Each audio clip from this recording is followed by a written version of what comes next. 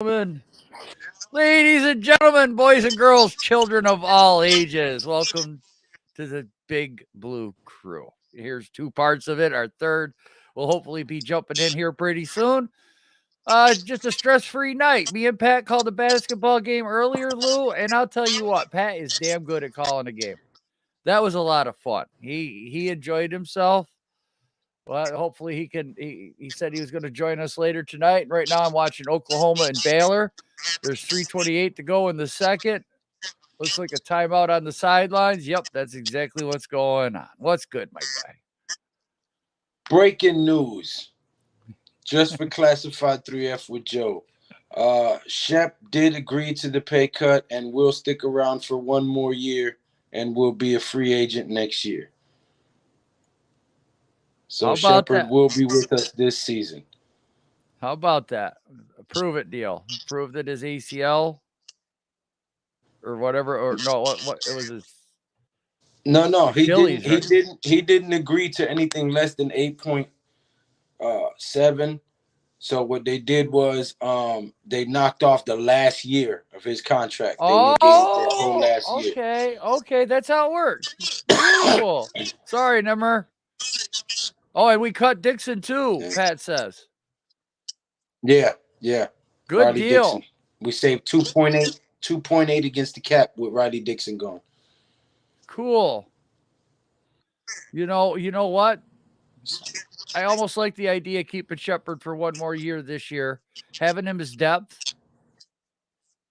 Listen, I'm not sold on it, but I think the best thing that'll come of it is he could be a good mentor to Tony. Yes. And possibly whoever else we sign. Yes. I that's why I said depth. You know, I'm not going to count on him. Because if nothing else, he's always been a good cheerleader. And I'm not saying that in a funny way. But when he's on the sideline and he's hurt, he's still trying to fire up the team and boost up morale. So that's what I mean. I'm not trying to diss him or take shots at him. Right. I'm not either. I mean, Shepard is that one guy that you've always saw the talent and hoped for. Yeah, and you like the kid. Yes. You like the kid. You want to root for him, you know? Yes. But he can't stay on the damn field. Right. I mean, look, if he could stay on the field, make plays and everything, and I think he would get a contract. But let's face reality here. You know, he can't do it. And there's a few other guys that just can't do it. And the best ability is availability for our team. Oh. Yeah.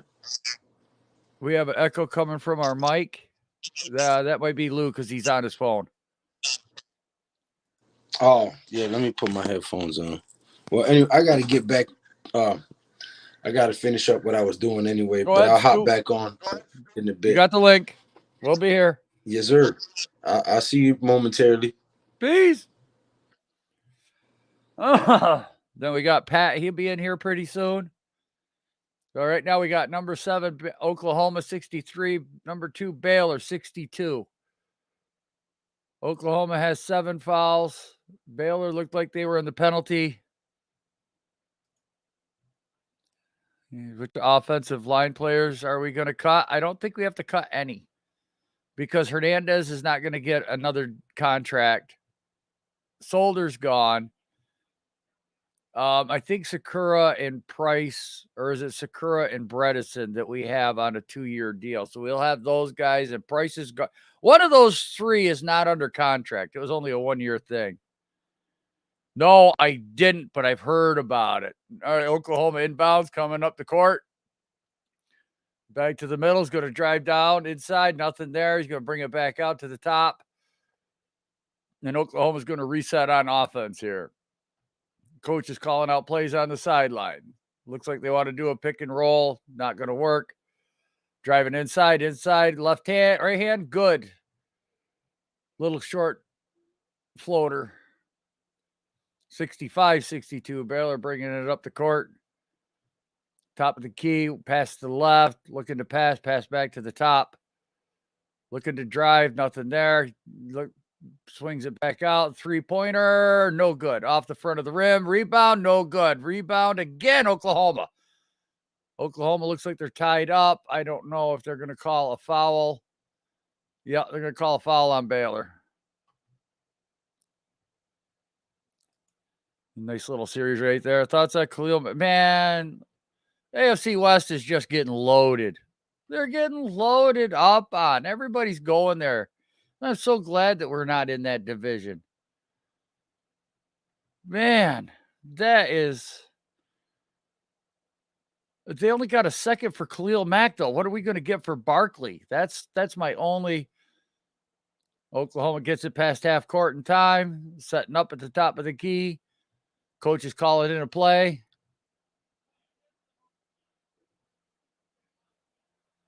And Oklahoma figured out what they want to run. Going to dribble it over here to the right side of the court.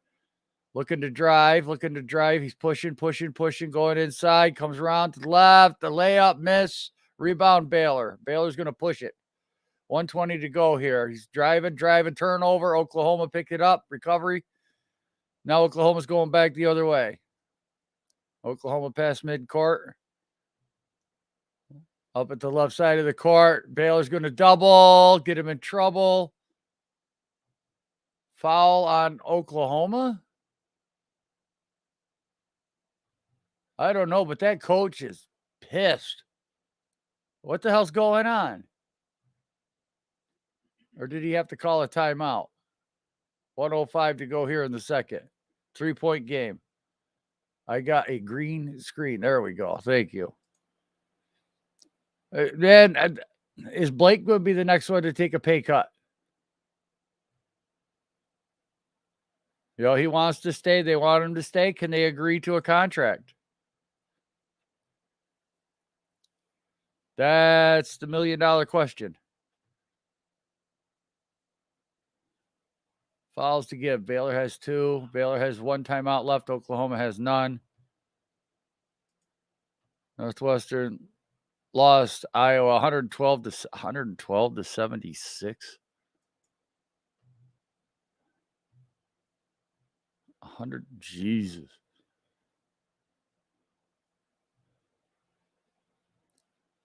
No, it's Oklahoma ball.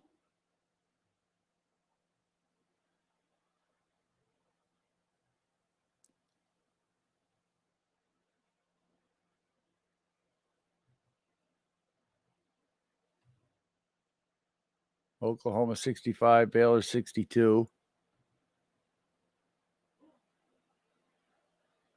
Oh, Goldwire must have fouled out or something. Man, only for the right price, Nimmer. Only for the right price. I'm not going to give him up for just a third round. He's too talented. Oklahoma here going to inbound it. Then at the top of the key, they got the play. Point guard's calling. Pass back to the middle. Looking to do something. Looking to drive. Driving down the middle of the lane. Layup up in and good. And foul. And 1. 67-62. 49 seconds left to go here in the second. Oklahoma leading Baylor. This could be a pretty good upset. The Big 12 championship tournament here we're watching.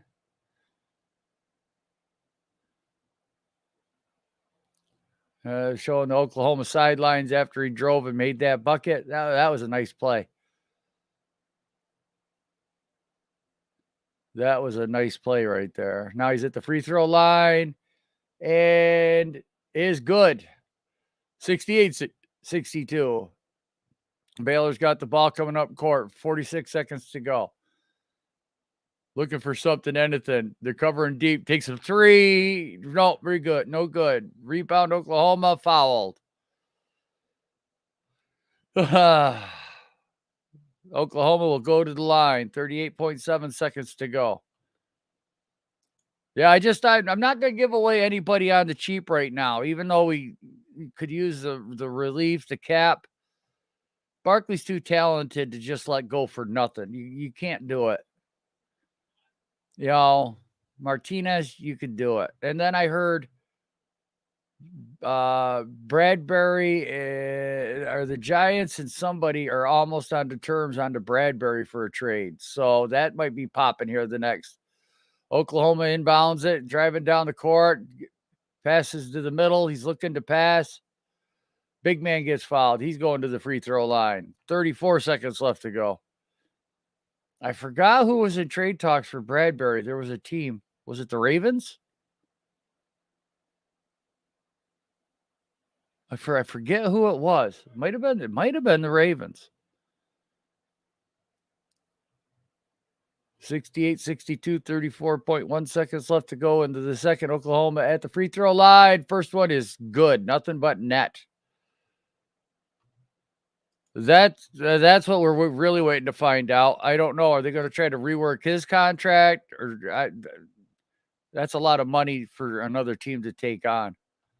I don't know what they'd want to give. Second attempt is good. 70-62. Oklahoma 8-point lead here. 34 seconds left to go in the game. Oklahoma bench is just standing up. Yo, Tudo. What's good, man? Thank you for all the comments. I do appreciate that. Baylor's going to get fouled. No, unfortunately for, everything that your last comment. But, man, keep striving forward. It sounds like you got ownership behind you. You've got your team behind you. You got coaches behind you. I'm sorry you got whacked for that big chunk of money for fines and everything and the suspension, but in and out on Baylor.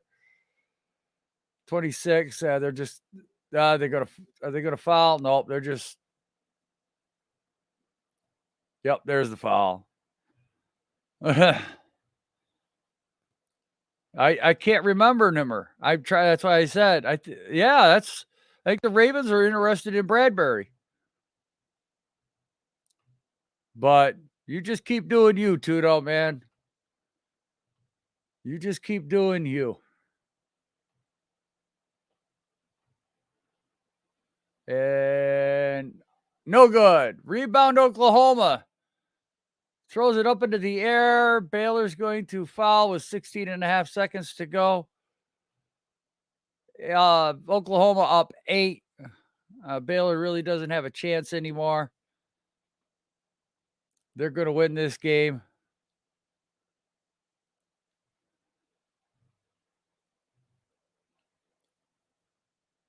Baylor sideline looking rejected. I don't blame them.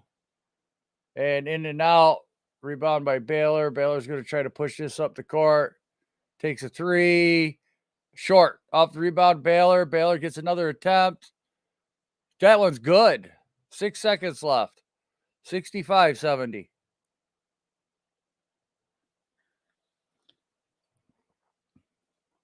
Baylor inbounds it. Going to drive. Fouled it. Oh, fouled. 5.6 seconds to go.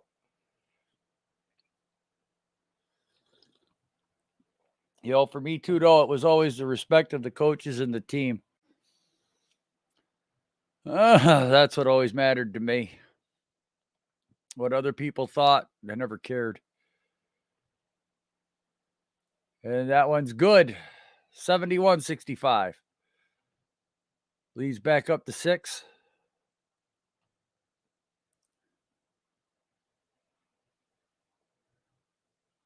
And up to 7. Makes both of them. Here's Baylor going to push it. 3, 2. Why are you going for a layup? Oh, he just went and dunked it to get some points. 0.3. And that's game. 72-67 your final. Oklahoma upsets Baylor. That was, oof. No, I don't think it will be cleared up because it might be cleared up in federal court. All right, let's for what he's going before a grand jury.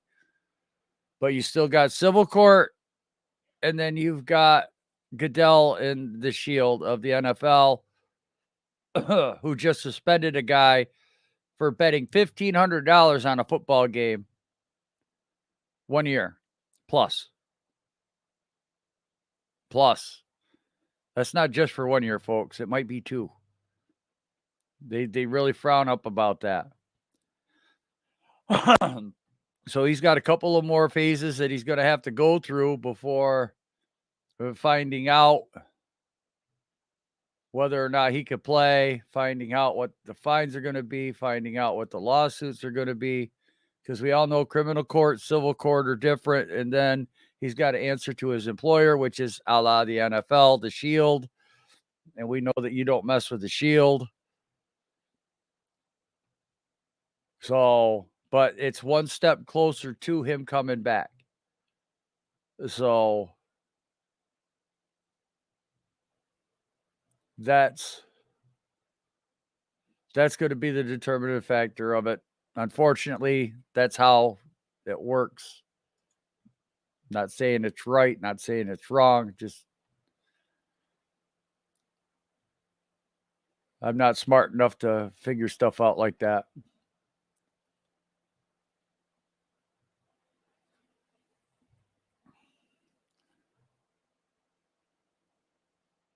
So Oklahoma was a big win. Big win. Kansas beat West Virginia 87-63. I'm just seeing some scores here down to the bottom.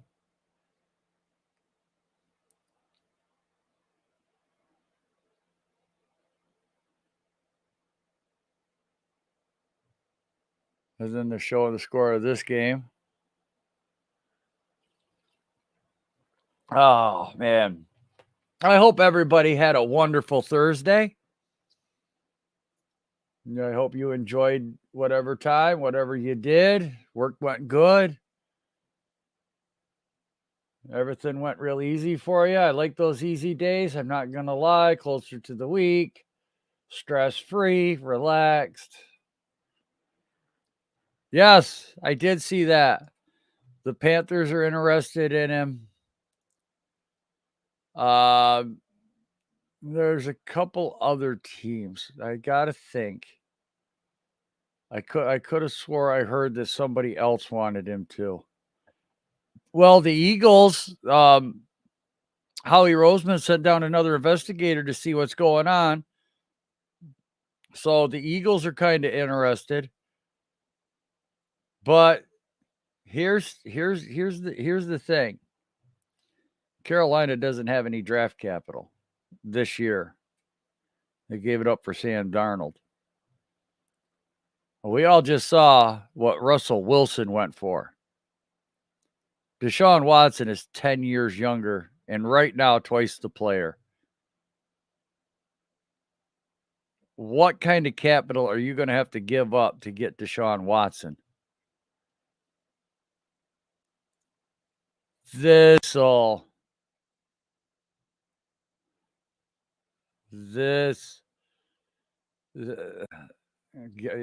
undervalued when we were talking about this, him coming to the Giants. I think even I did, and I was pushing for like two ones. Man, it was a bunch of stuff. I mean, my God, 2 2s or 2 1s, 2 2s, a fifth, and 3 players. And it's not like those backup players were undrafted free agents or whatever. I mean, Noah Fant, come on. Those are damn good players. What do you got to give up for Deshaun Watson? 4 1s, a couple of seconds, a third, 2 or 3 players. You want to give up that much capital for that guy? That's a boatload. That's a boatload. I'll take this time of my life as an opportunity to get stronger, bigger, and faster, to get the job done in the battlefield. I've been working out with my trainers all day. Beautiful. Love it. Take all that anger, frustration, put it in the weight room, and then when you're ready to go on the battlefield, they're not ready for that. Oh, how do you get stronger? How do you get bigger? Oh, God, yeah. Put the fear in their eyes.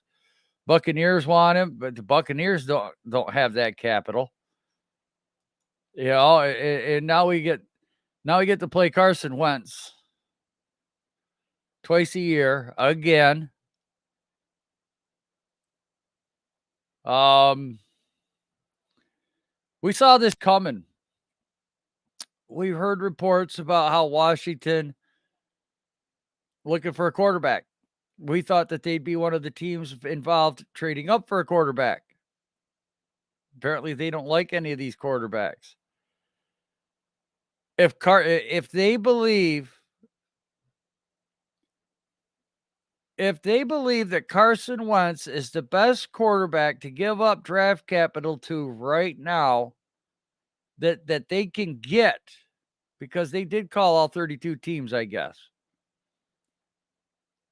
But if that's the best guy, they be damn thankful we have Daniel Jones. Because I'm sorry, I think DJ right now is better than Carson Wentz. Carson Wentz had the number one running back in the league at Jonathan Taylor. He had one of the best offensive lines. He had a damn stout defense. He had weapons to throw that ball to. Put DJ on that team last year. With his way, as well as DJ was playing the first half of that year, last year, you're telling me DJ wouldn't have had 6 wins? I mean, realistically, they would have been leading the division. I'm a firm believer in that. Because we see how Carson panics and wants to run. And that's how you defend Jalen Hurts. You keep him in the pocket, you get him nervous, he rolls to his right, and he can't make that throw.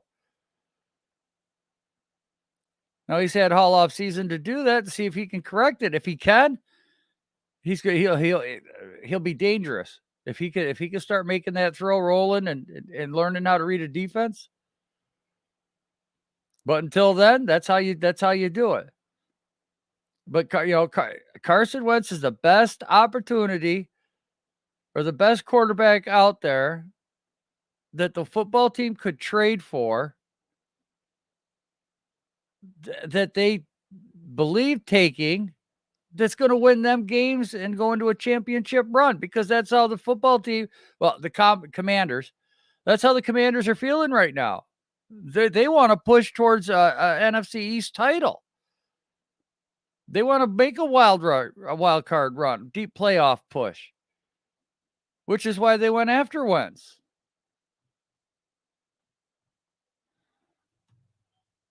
But the thing is he's hurt.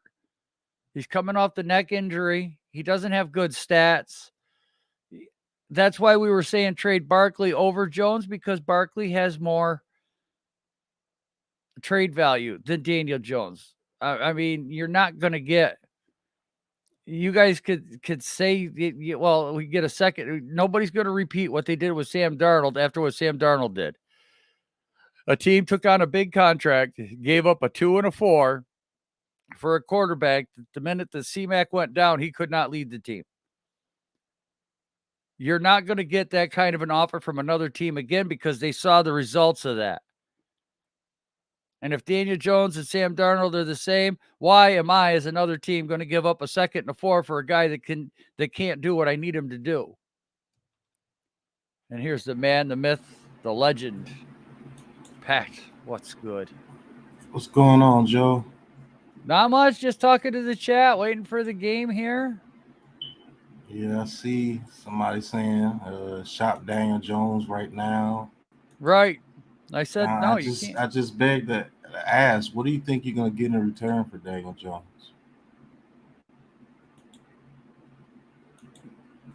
Like, seriously, what do you think you're going to get in return for him? If you want to trade it so bad, what do you think you want to get in return for him? That's the only thing that I ask. If you were able to get something in return for him, I'm not mad about it, but it has to be something decent. Right. You're going to trade him for a 5th round pick? He's a former number 6 overall pick. You might as well keep him, see if he can pan out. Come on, give me something that you think that we can get in return. Especially with the failed trade of Sam Darnold. Well, what if they say none? What if they say we don't want him? Maybe that's already Right. happened, and they say I don't want him. You think Seattle traded Russell Wilson to turn around and trade for Daniel Jones? What? That doesn't make sense. You think the coach traded Carson Wentz to go and trade for Daniel Jones? How much sense does that make? You might as well have kept Carson Wentz. I know they gave up 2 threes for Carson Wentz, so they're going to give up 2 threes to those 2 threes or whatever it is for Daniel Jones.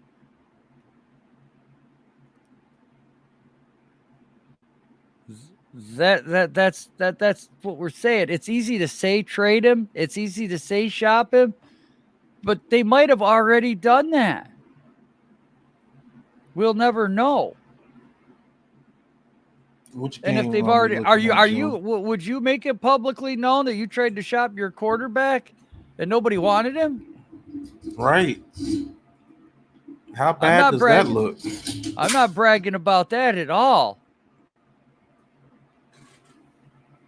Like they tried to trade for Barkley. There were rumors. The Giants said, I want a number 1 pick to shut the rumors up. Yep. Because they know they don't want to get in contract talks or whatever for like a 3rd and a 7th rounder for Barkley. They just want to avoid that bullshit. So they said, yeah, I want a 1st. If you're stupid enough to give up a 1st for Barkley, we'll give him to you. Right.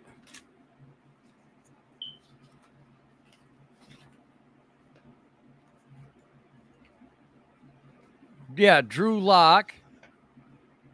They got 2 number 1 picks, 2 number 2 picks, a number 5 pick, Noah Fant, who is a top 10 player.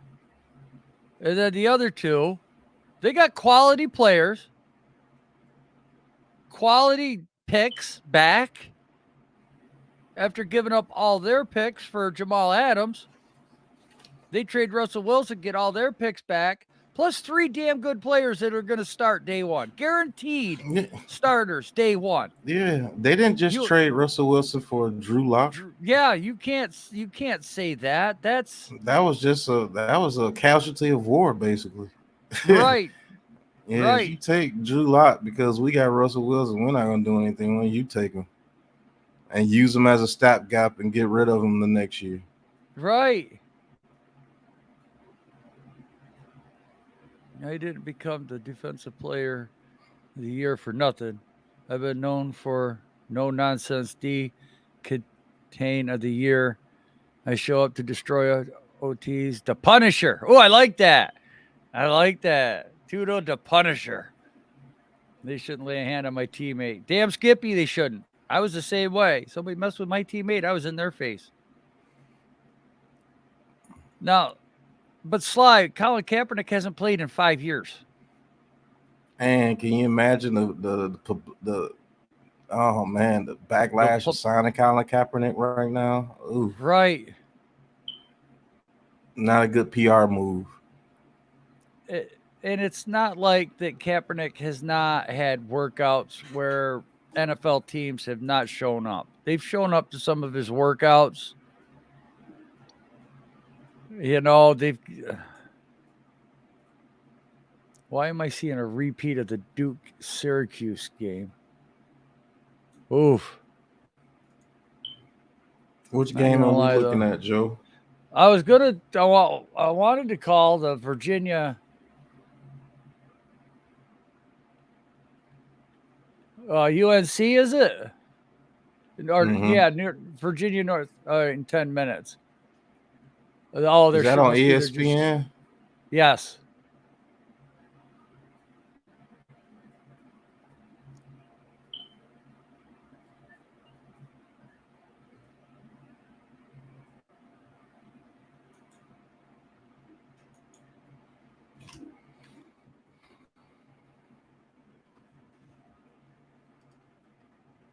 They could have had the Commanders trade was for 4 first rounders. Yeah, but look at what they got over a 2-year span. In 2 years, they're going to have the players on that team instead of having to wait for 4 years. And they got Noah Fant. Right. So that's if you could do something in 2 years instead of 4 years, I'm taking that offer. I'm not gonna sit there and wait. I mean, yeah, four first round picks sounds really good, but if I could get 2 firsts, 2 seconds, a fifth, and 3 players that are gonna, be immediate impact players. Christ, my first draft, I'm gonna have most of the new team, and then the second year I've got the picks to go get my quarterback, and then bang, I'm all set. That's how it works. Whereas if you get 4 first rounders from the Commanders, okay, well, 1 year you get this guy, 1 year you get this guy, 1 year you get this guy, and then 1 year. So by year 5 you're ready. This way, by year 3 they're ready. Is it like that? You guys want any quarterback except Daniel Jones? Is that the case? Oh, Colin Kaepernick worked out. Okay, cool. He hasn't thrown an NFL pass in 5 years. Right. The game has totally changed. And let's not forget that he lost his job while he was doing that. He didn't start doing that until he lost his job in the NFL. So, I mean, do you really think Colin Kaepernick is a better option than Daniel Jones? Like I said, Sly right now, it looks like he's going to the Ravens. It looks like the Ravens are the team that want him. So,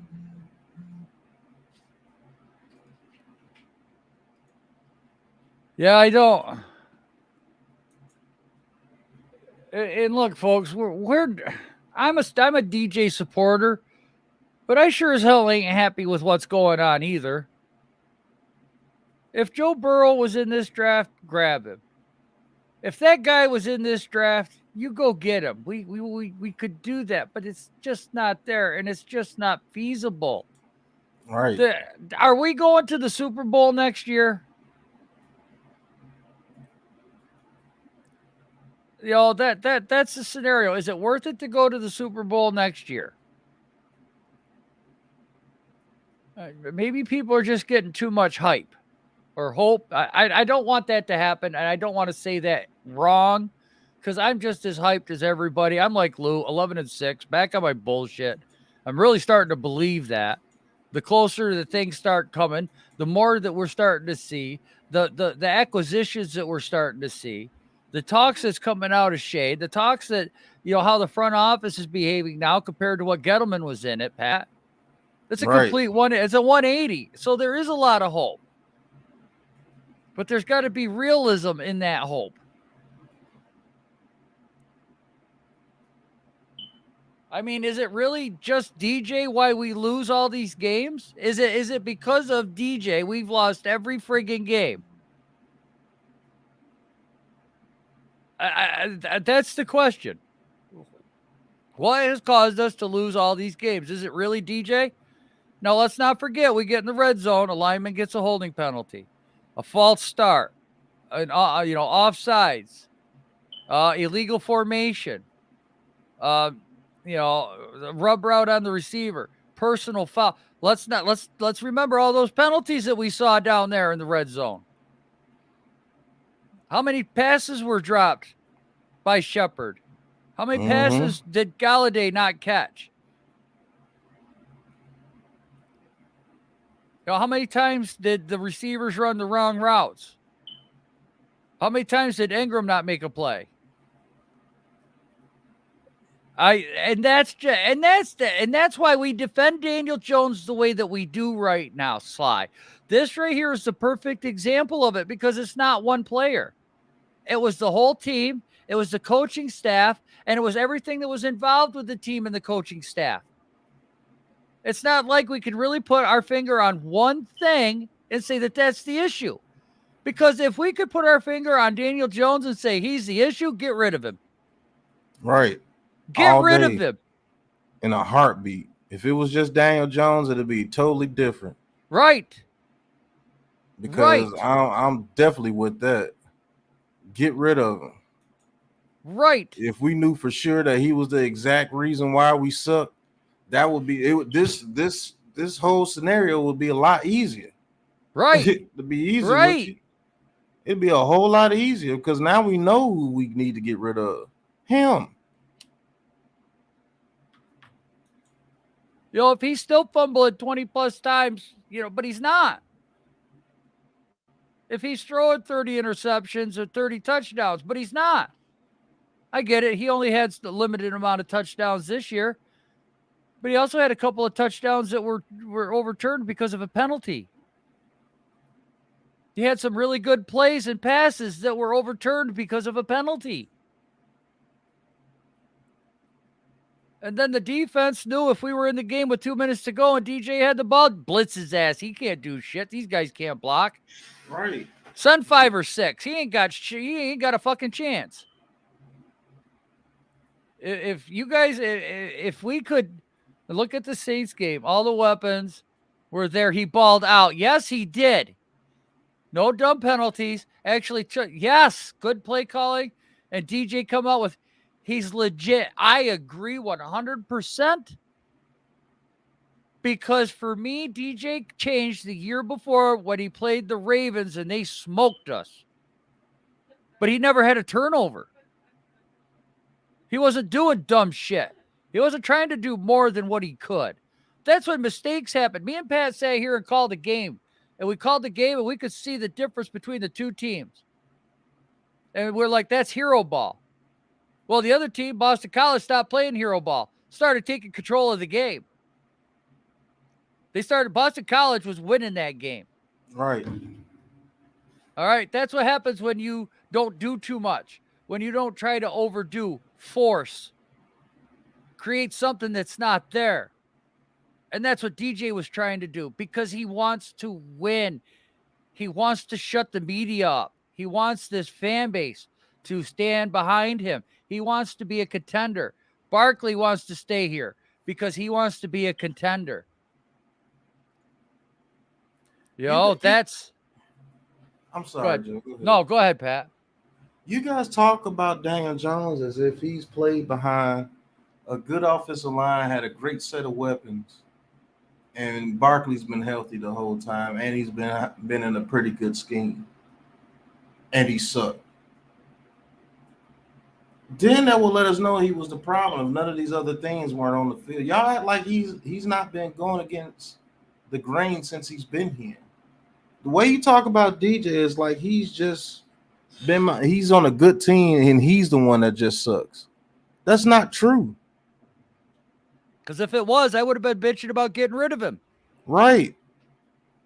I wouldn't have supported somebody like that. You can't support somebody like that. That'd be like me saying I'm a Browns fan. I want to keep Tim Couch for 4 years.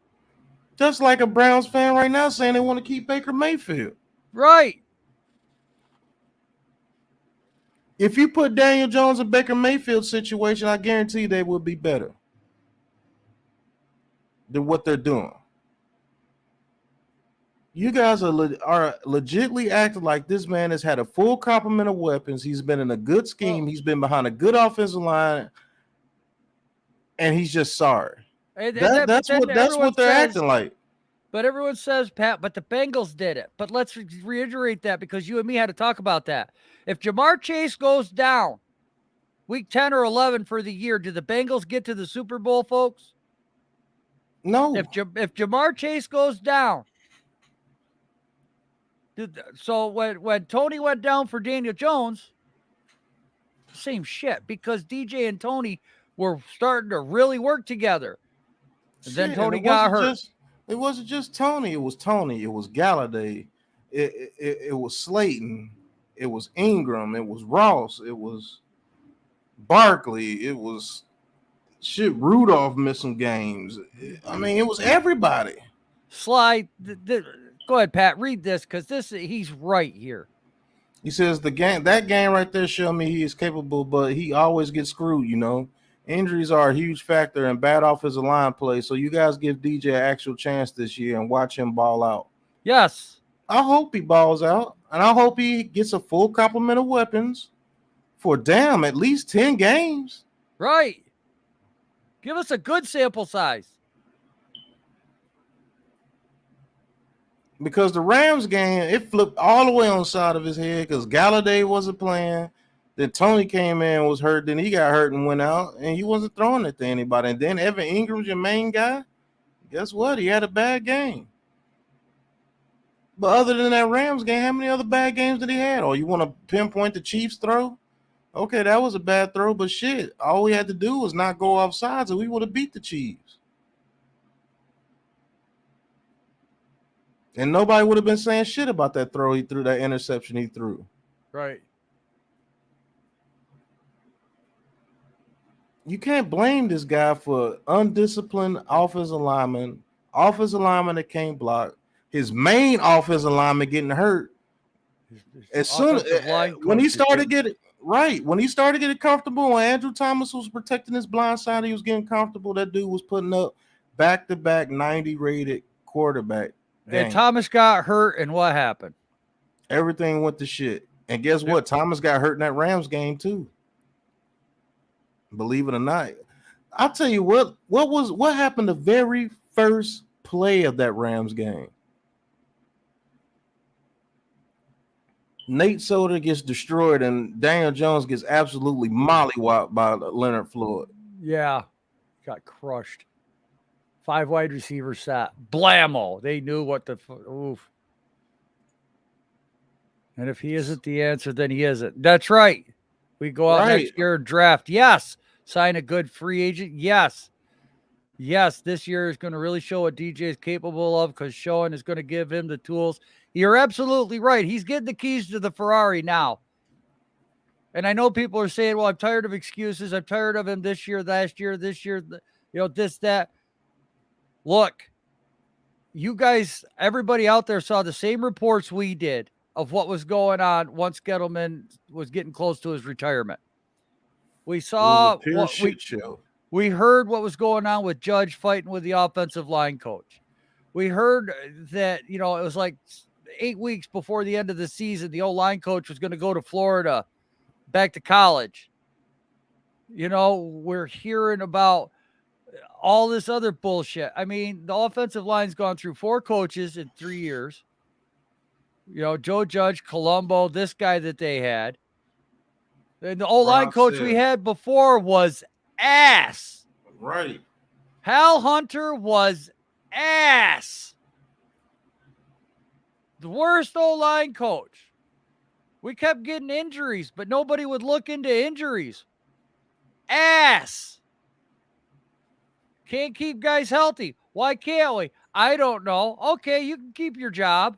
Are you serious? Then I defended Gettleman for 4 years.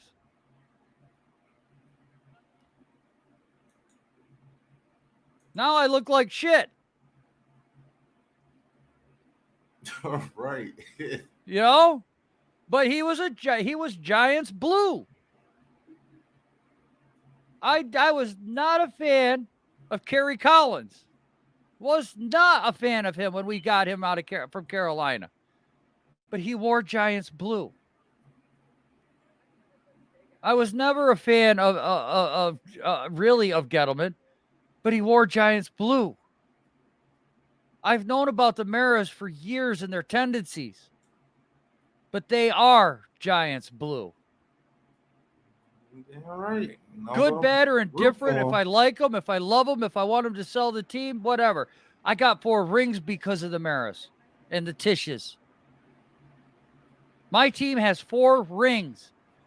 There's teams out there that have never seen a Super Bowl. Never even sniffed a Super Bowl. And yet them fan bases are more in tune with their team than sometimes we are. They have patience. God, look at the Bengals. They let a guy coach for 8 years. Oh, God, who was this? Who was that? Marvin Lewis? Yeah, Marvin Lewis. What, 8-9 year career? Shit, I think he coached the Bengals for like over 10. Right, but that's patience. Who the hell are we going to have with a record like him that's going to be able to sustain a job here in New York? Ain't nobody. Nobody's getting that kind of a chance. It's like crazy is because, like I said earlier, you guys talk about Daniel Jones like he's just had everything there sitting for him. and he's done nothing. Like he's had a whole roster around him and he's done nothing. Like a Baker Mayfield. Oh, everything has to be perfect. Well, shit. How do you know that? Because we're nowhere near perfect. It's like we got everything going wrong. Let's see. Just get him on offensive line and see what he does.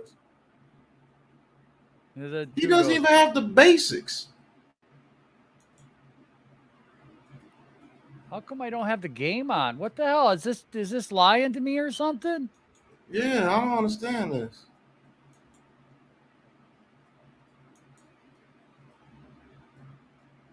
I'm playing. What the hell?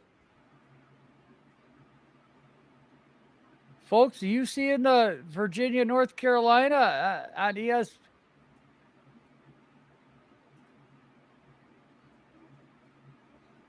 Yeah, I'm not getting it. It's not even showing up anymore. That's ladies' college. Have you folks got the game on? Because I don't know what the hell's going on. Hey, Sean, what's good? Yeah, we went out a little bit early. No, you're never late. You're always on time. I don't. That's Big East. Why would it be on Fox Sports 1? Yeah, that's Big East. UConn.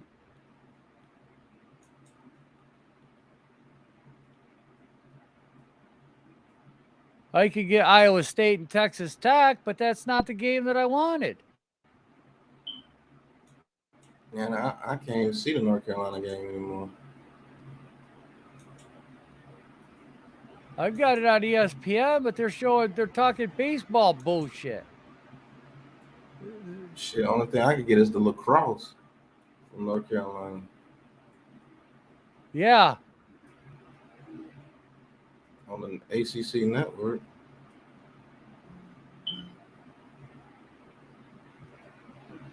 Well, like I said, ESPN2, we got Iowa State and Texas Tech. Can you get ESPN2? Yeah, but I'm not even seeing that. Oh, I see it now. Iowa State, Texas Tech. Yeah. I'm seeing that. Unfortunately, that's the game we're going to have to go with. Getting ready for tip-off here.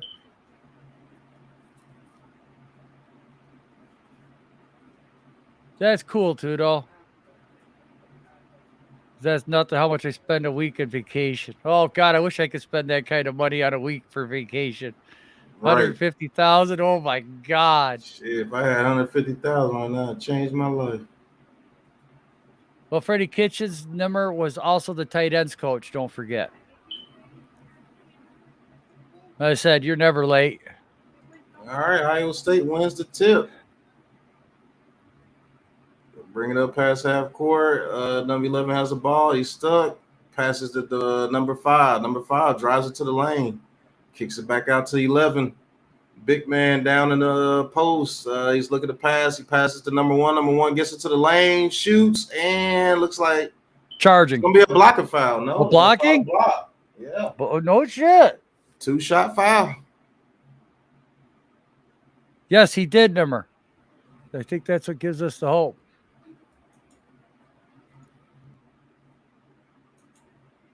All right. Oh, they called a foul before the shot. Oh, number 1 loses the ball, almost goes backcourt. Kicks it out to number 11, Iowa State with the ball. Iowa State in yellow. He takes it up and scores 2-0 Iowa State. That was a good take right there. Mark Peters says it's on ESPN. You got it. It is back on ESPN, North Carolina. Okay, it is. But no, that's okay. They haven't done tip off yet. That's the problem. Yeah, there's North Carolina right there because they're showing North Carolina walking up the hallway. It is on ESPN if you want to go back to that, Pat. Hey, thanks, Mark. I appreciate that. I really do. Let me see if I can get it. They give me ESPN2 with Spectrum. They don't give me the regular C. I don't think I can get it. Man, I hate that shit. Man, Spectrum getting on my nerves. Right.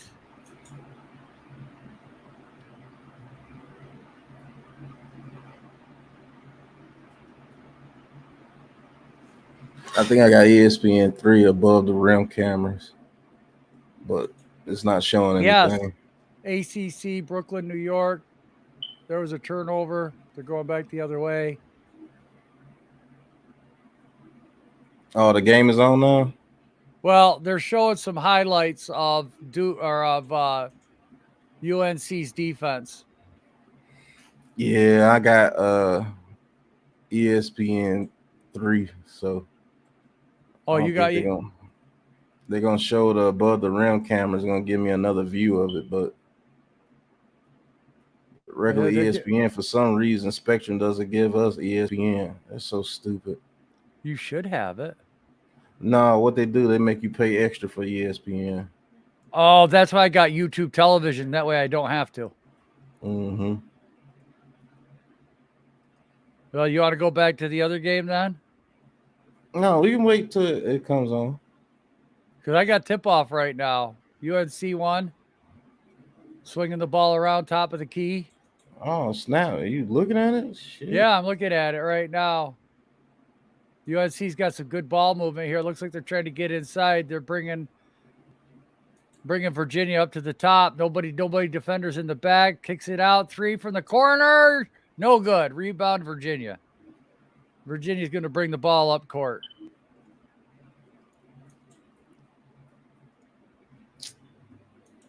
Setting up the play right now. Drive to the left. Pass inside. Gives it up. Going to try to muscle his way down. He's got nothing. Has to pass it back out front. Reset. Driving. Tries a layup. Tries a pass. No good. Turnover. North Carolina coming the other way. Pushing the ball. Setting up some nice picks up front. Oh, almost picked off again. UNC gets it back. Swings it down to the corner. Looking to drive. Nothing there. He's at the top. Wants to pass. Pass over to the left side of the wing. Going to try to dribble down. Double coverage. Pass across the way. No good. Short intermediate jumper. No good. Rebound UNC. He's going to try a spin move. Reverse layup. In and good. Carolina on the board.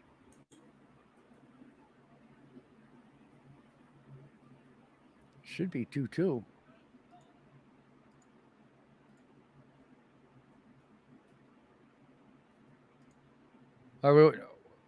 No, we're watching Virginia at North Carolina college basketball ACC tournament quarterfinals. Virginia is a mid-range jumper, no good. Rebounded UNC. UNC bringing the ball up the court. Looking to drive, has a lane, passes it back outside. 3 wide open, air ball. Rebound Virginia, bringing it back up the court. Trying to drive down the middle of the lane. High floater, no good. Rebound Virginia, kicks it back out. One guy got hit in the throat. That's going to be a foul. Somebody got hit in the throat. Yeah, the Virginia guy jumped up into the air and he come down through an elbow and hit the North Carolina player in the throat. Like, bad. Yeah, right there. Oh, he hit him on the chin. What's up, Taj? What up, Joel? Hey, Levance. What's good, man? Thanks for joining us. I don't watch Pro Nimmer, so that's hard for me. Oh, that's easy for me. Yeah, you like Harden, don't you? Hell no. Oh, Hey, like what's Simmons? your time stamp, Joe? It's timeout right now, 1741. I think I'm a little bit behind with this stream. No, you're fine because if you're a couple of seconds, you've been like that all day. I can hold my tongue and let you call the game. Right now, I got the 2 refs at the bench. They're showing Bacot, the North Carolina bench. Shit, this one just froze. Man. Hell, they not give you ESPN. I can't stand Spectrum. Bro. Right. I know, because for me to have Spectrum is like $120 a month. I get ESP, I get YouTube television. I can take it anywhere with me on my phone. It's 65.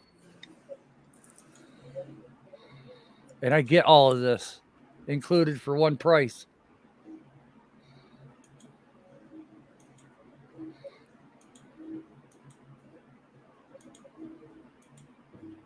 The refs are looking over they're doing an official review right now, so not much to talk about. Man, Levance, man, thanks for everybody being here. I do appreciate it. You guys coming to hang out with us on a Thursday night. We've seen some really good ball games today. Really, really good college basketball games. We're watching the tournaments right now, trying to get a handle on these teams so that we can give you a better product when March Madness rolls around here. When we get to the tournament, we're gonna be live an awful lot, putting that grind in. Just you guys, hopefully you can make it. Yeah, Joe, you're gonna have to call it, man. I can't get it streamed. These streams ain't working. The ACC semifinals tomorrow, I believe Pat is. You're doing the streams tomorrow, right? Hopefully. Right. One of us will be live. That's for sure. The Nimmer's got a question for you, Taj. Nimmer's got a question for you. Who's favorite player for the Nets and the Sixers? Yeah.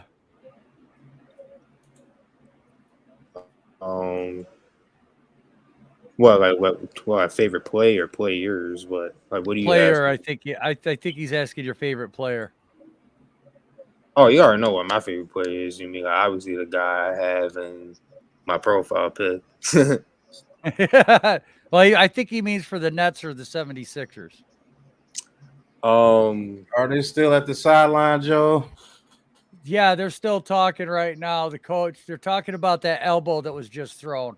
Are the three referees talking to each other right now? No, I got the one with the head coach.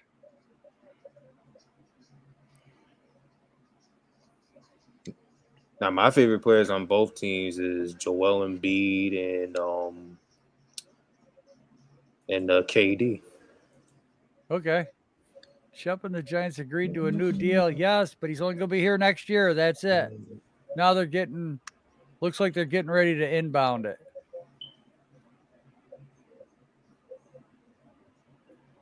Yeah.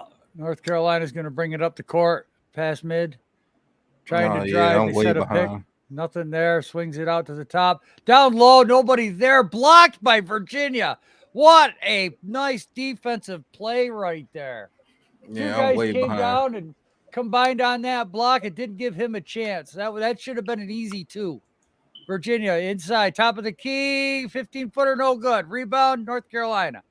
North Carolina bringing it back up. North Carolina moving left to right on the TV screen.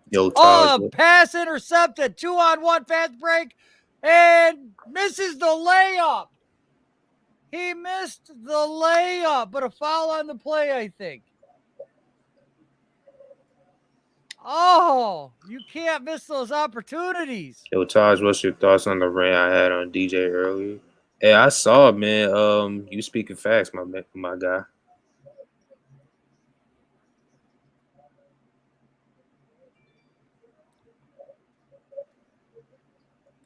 Okay, am I back? Yes, I am. Woo-hoo.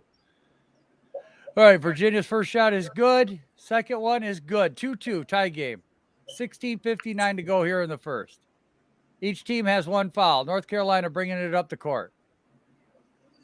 Start off in the middle. Try to do a pick and roll. Didn't work, but from the three, no good. Air ball. Rebound, North Carolina. Kicks it back out top. Three again from the top. No good. Virginia with a rebound. Virginia pushing the ball up forward. You're going to have to bring it down. Wants to drive. Has a little problem handling it. Goes inside. And gets two. You a DJ fan? Yeah. I like DJ. Nice move by Virginia there for a nice power. Yes, Cooper. I like Daniel Jones, bro. Daniel Jones. North Carolina outside looking to shoot a three. Doubled up. Pass inside and good. Nice quick layup right there. Good ball movement. Good ball movement right there by UNC. 4-4. Virginia bringing it up court. Swinging it around the top of the key right now, trying to set a pick. Doesn't work too well. Defenders got it well covered almost. Oh, it is a turnover by North Carolina. North Carolina pushing 4-on-1 and lays it up and in. 6-4. Virginia driving back down the court with the ball. Looking to set up a play right now. Is at the middle, top of the key. Everyone's getting in position. Swings it to the left, back to the middle. Over to the right inside, looking to drive a little bit. He gives a go for a three. Good.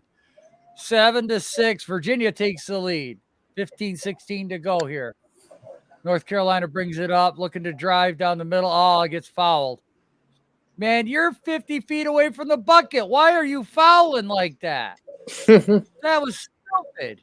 Oh, what game you watching? Virginia, North Carolina. Oh, okay. That was stupid. You don't.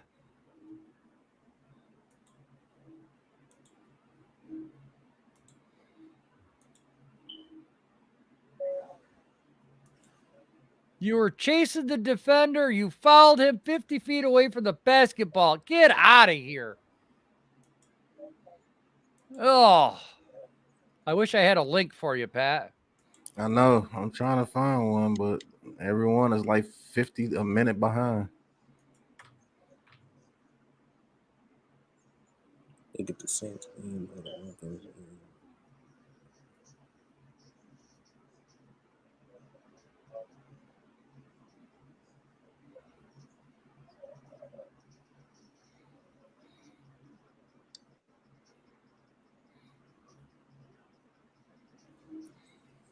Yeah, because when you were calling it earlier, I was only like a second or two ahead of you, and then all of a sudden this shit happens.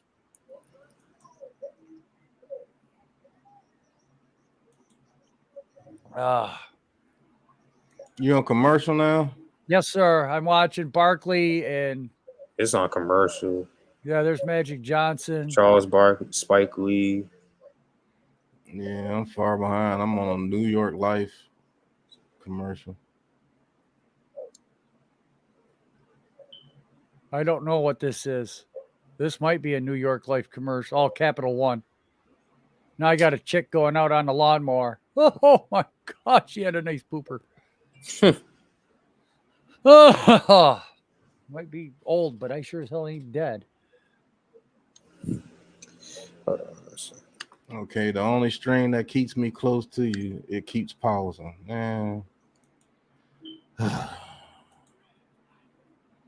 other strings work, but they don't. They like a minute, almost 2 minutes behind. This one's right with you, but it keeps pausing. Stupid.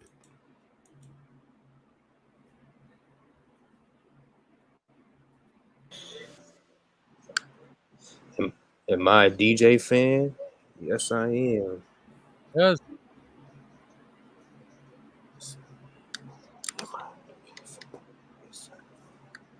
You like the Greek Freak, do you? RJ Barrett. Giannis and RJ Barrett. Okay. Come on, man.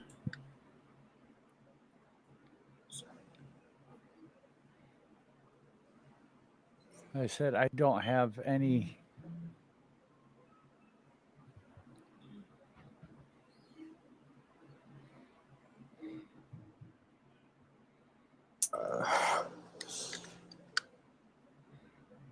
Nets blow out the Sixers. All right, Duke with the ball. Middle of the court. Swings it to the left side, back to the middle. Big guy tried to drive, wanted to shoot. Well defended. Shoots anyways. Turn around, no good. Rebound, Virginia. Virginia going to bring the ball up court. Swings it to the left, dribbles to the middle. Swings it down to the left inside, looking to drive. 15-footer, no good. Rebound, UNC.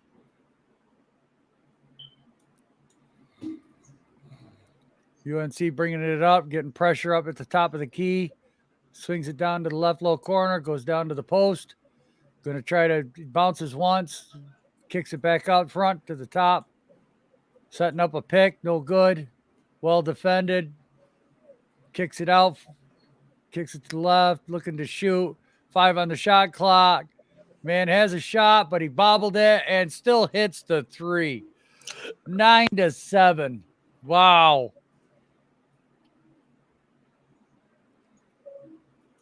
Virginia kicks it to the left, looking to drive inside, 10-footer, in and out. Rebound UNC again. UNC is pushing the ball here. They're not letting them catch their wind or anything. Kicks it outside for a 3. No good. Rebound long. Covered by Virginia. Virginia bringing it down court. Looking to drive a little bit. Nothing there. Kicks it back out top. Looking to set up a play right now. Looking for someone to get open. Passes the ball off to number 0. 0's going to try again with that little short shot again. No good. Short. Rebound UNC again.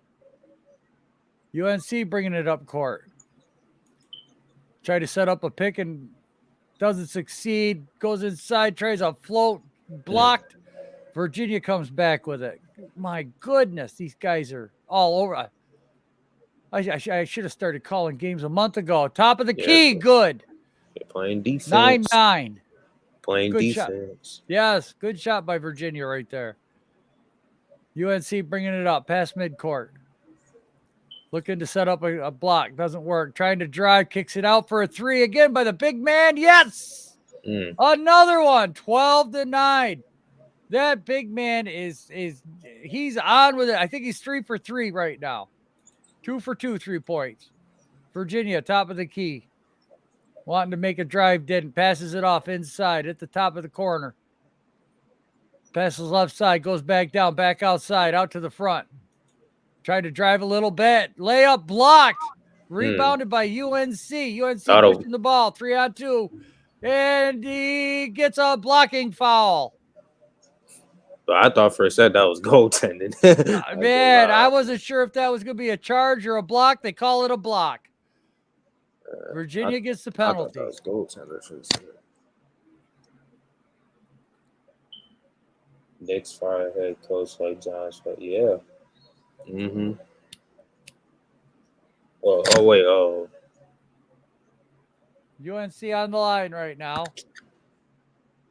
First one's Shit, good. Yeah, the Knicks may fire. What's his name? Tom Thibodeau. Yeah, they might fire him. Yep. Yeah.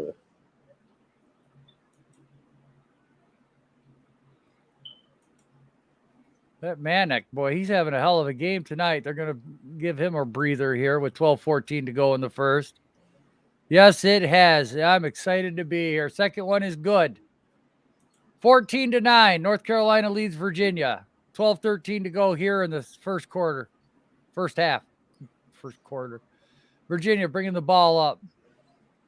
Looking to drive to the right-hand side. Dishes inside. Give and go on the left side. Try to give it to the big man down low. He has nowhere to go with it.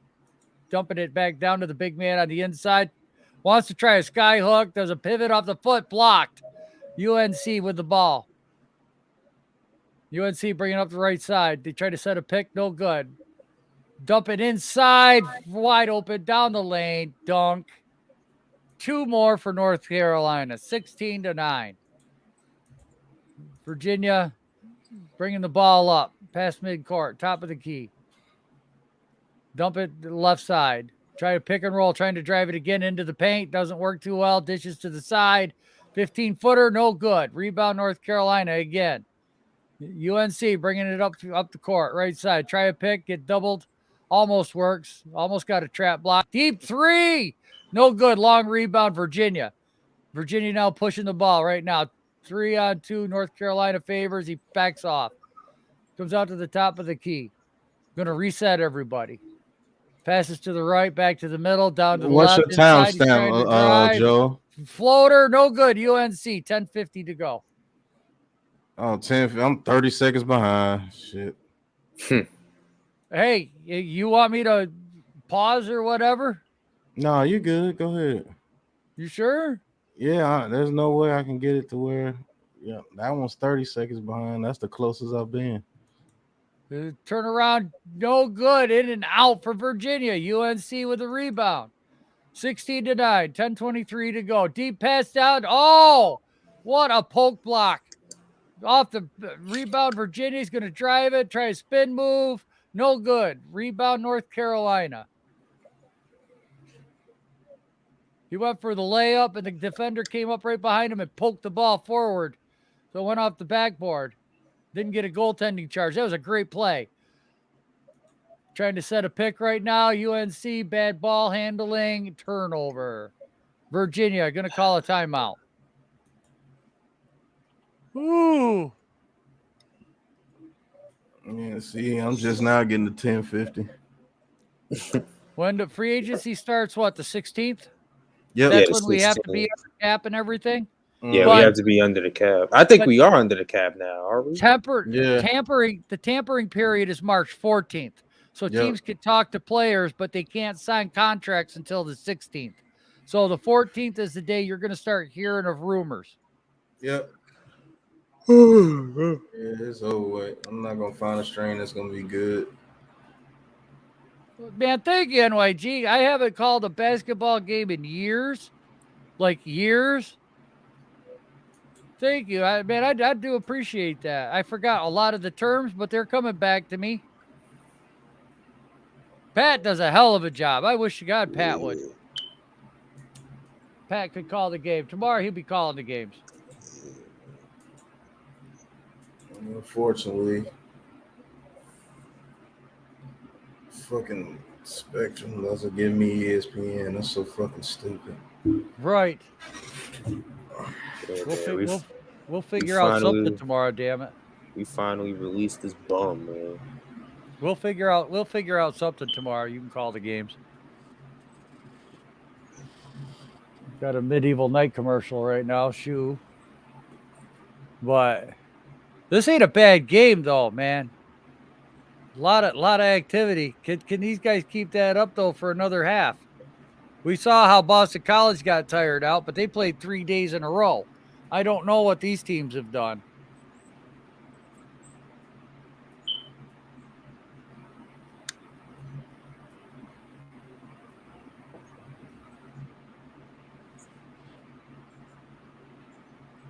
It's because you're like, Oh. There, what's that? Oh, yeah, we got rid of Yeah. Nutsack. Nutsack. Oh, man, I'm sorry, Dixon. I hate him. Watching that guy punt at the end of the year was just brutal. Oh, God. It was like he was trying to kick with a 10-pound weight in his shoe. What the?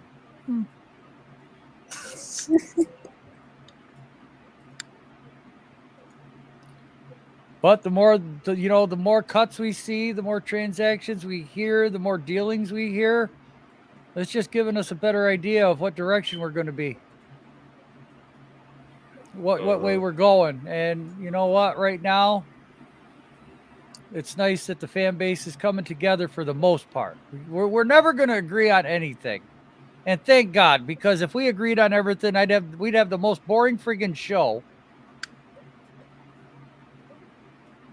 that you ever wanted to see. So the little nuances and people's thinking, man, it is great. How was the Duke game? The Duke, listen, Zach, that pissed me off because there's like 2 minutes to go. I'm getting ready to go live. Syracuse 79, Duke 80. I'm like, man, okay. I'm going to start this off with a really good ending on a game, and I'm watching it, ready to go live. And 30 seconds to go in the game, I go live, and Syracuse does Syracuse things and stretches out by 9 points. They're losing, and I'm like seriously friggin' depressed. Syracuse pushed them that whole game, except for the last, the punter's last name is dime a dozen. Virginia trying to drive, nothing there. Inside 15-footer, good. 11. Virginia finally gets on the board. 11-16. North Carolina leading. 9:36 to go in the first. UNC bringing the ball up court. Moving left to right on the TV screen. Dumps it in the corner. Looks for a shot. Nothing there. Passes back outside at the top. Wants to dribble around the edge. They're trying to set a pick. Player gets tripped up. No call. The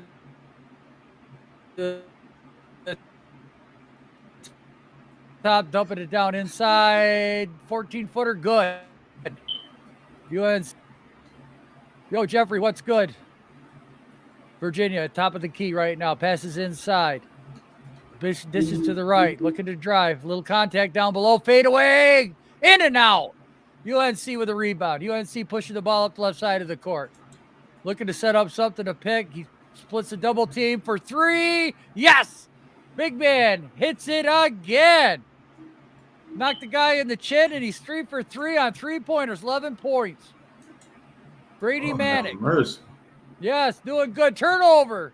Nope. Penalty. Who the hell are they calling the penalty on? Jeffrey. Miami, Duke tomorrow, 7 p.m. ESPN. First semi-final. Yeah, well, the problem is Pat's trying to play hell with ESPN right now. We're going to have to do something. Yeah, that was, thank God. Yeah, I know Spectrum sucks balls, and they wanted me to get phones and TV service through them. I was like, I don't think so. Yeah, Spectrum was terrible. Right. Smash that thumb. Thank you, Jeffrey. Virginia, top of the key, passes right. Passes back to the top. Swings it inside. Top, no good, short. Rebound, UNC. Long rebound. UNC pushing, driving. Oh, he tries a layup, and he hits the underside of the backboard. Gets blocked by that, so that'll be out of bounds. It should be Virginia ball if it's anything like it used to be. I'll be right back, Joe. All right, Pat, because if you used to hit the underside of the backboard, that was out of bounds, turnover. I don't know what the hell. No, it's still UNC ball. Okay. Manick outside the top of the key. Back corner three. No good. High rebound, Virginia. Virginia's going to push the ball. Oh, they're going to relax. Settle down.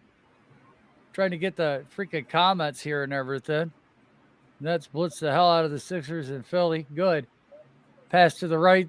Wants to drive. Nothing there. Passes to the right again. Does a spin move. Turn around. High fade. UNC wants to travel. Don't know what's going on, if they're going to give it to him or not. Now we're going to.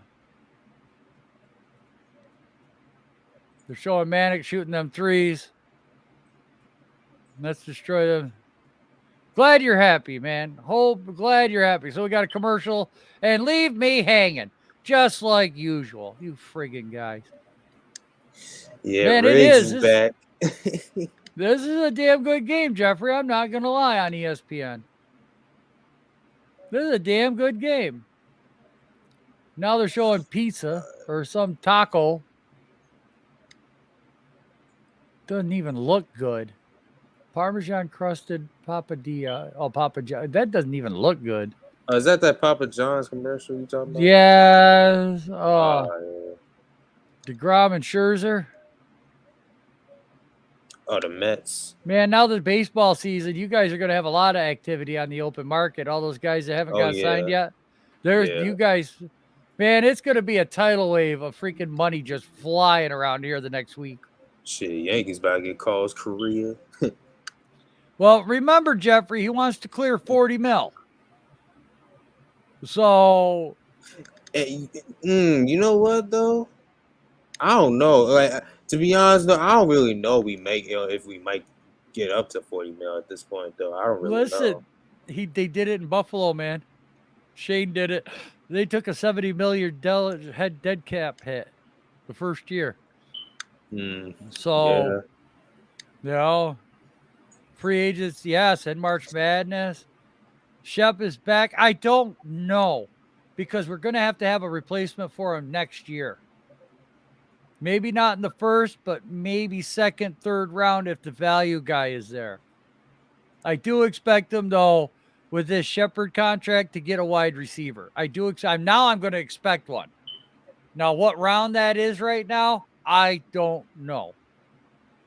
Because with all the quarterbacks that have been signed, even Wentz to the Commodores, Commanders, whatever the hell it is, changes up the draft a lot. The combine changed up. I can't even do a mock draft right now because I am so confused. That's why I'm taking like a little bit of time off, and I'm just going to do some basketball for right now.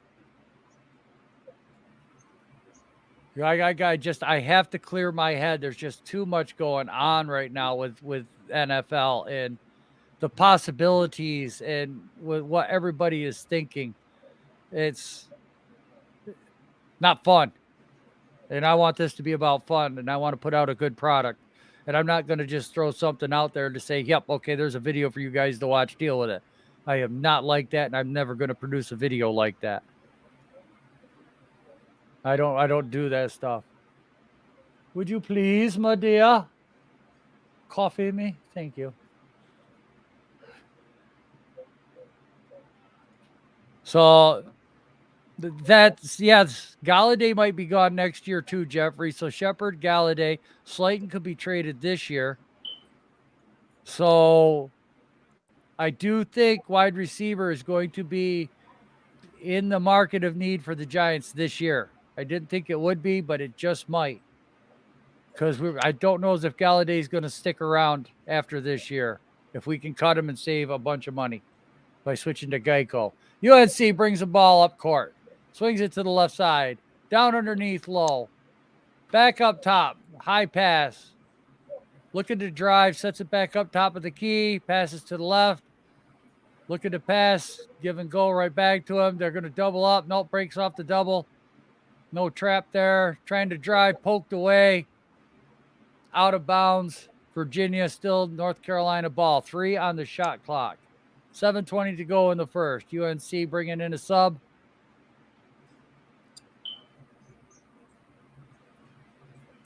(21-11), 7:20 to go. 3 on the shot clock. UNC inbounds it.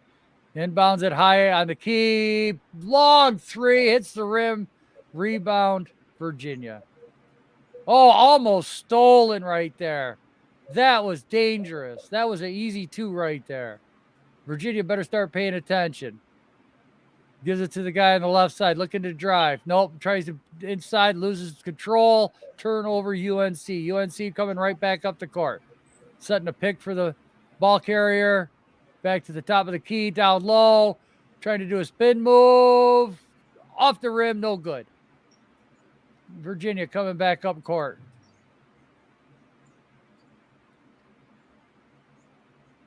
Virginia trying to set a pick. Nope, backs out of it. Gets back down low. Comes back up high, sets a pick. Looking to pass. Nobody is there. Everyone's flat-footed. And what? It was poked away. Was that? Did North Carolina touch that ball, or was that a back and forth? I almost think that was a back and forth because Virginia, he touched the ball. It went back into their end, and then Virginia got it and brought it back into North Carolina's defensive end. Yeah, I don't. Oh, he did touch it. Okay, North Carolina did touch it, so it's not a back and forth. That was a good recovery by Virginia. I don't know. I don't know if I'm going to do NBA. I like the way that ref was thinking. That was a good check. Because if that's a huge play for UNC right there. Warriors versus Nuggets. All right, Virginia inbounds it. At the top, wants to drive. Does a little step, floater, finger roll, no good. Rebound, Virginia slams it home. 13-21, North Carolina is leading. 6:10 to go in the first. UNC, he gets poke checked. Back across half court. Trying to drive. The left side. Wants to drive. Stand up 20-footer. Good. 2 more for UNC. Virginia bringing the ball up court. Past mid-court. Going to try the right side. Back to the middle. Pass to the left inside. Top of the key. Wanted to do an alley-oop. Nothing there. UNC rebounds. UNC driving back down the court. Setting up a pick, splits the defenders, floater from the free throw line. No good. Gets his own rebound and puts it back home. 25-13, North Carolina. Oh. Yeah, that's what I was thinking too, Levance. Syracuse was in it till the final 2 minutes, but then they started doing that wild Syracuse shit the Syracuse always does and blows the game. Dirty bastards. I can't tell you how many years I've lived through that suffering of what you guys saw today. Syracuse ain't did nothing since Carmelo. Oh Yeah, my Melo. God. They ain't did nothing since Melo, man. And we've had good players and really good teams. Indiana screwed us.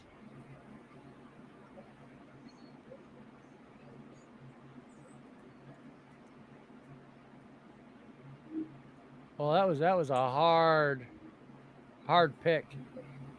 That's the word I'm looking for. Pick. God damn.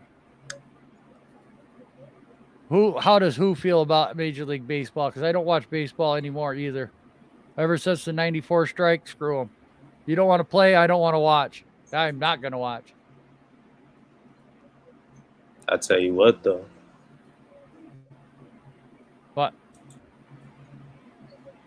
We win the World Series. Oh, no. Here we go. Yankees fans and Dallas fans. They're just alike.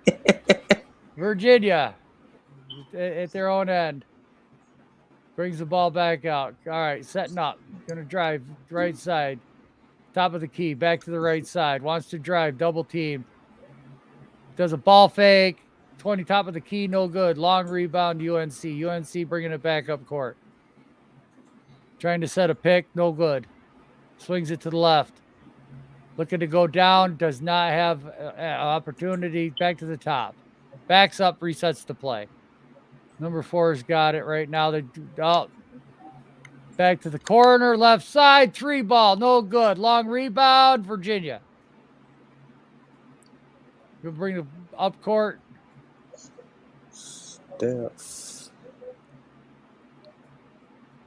Yeah. Kicks it back out to the top. Going to try to drive. Bounce pass. 15-footer. No good again. UNC with a rebound. UNC bringing it up court. 25-13. 4:10 to go here in the first. UNC swings it to the right. Wants to go down to the post. Has the post. Al They're Robinson going to ain't call going. blocking. Al Robinson ain't going to the Giants. No. Blocking on Virginia. That'll be their 4th foul. Nope, no NIT, no nothing. Nothing. Syracuse, man, even the Syracuse football, okay? Listen, when Donovan McNabb was the best quarterback and best team I've seen in Syracuse since then, shit. I don't think they're ever going to get back to it. Man, Syracuse was always in the top 20 of the NC2A tournaments, in the polls, basketball, football. When I was growing up, they were damn good. And they just sucked ever since. Ever since Carmelo Anthony.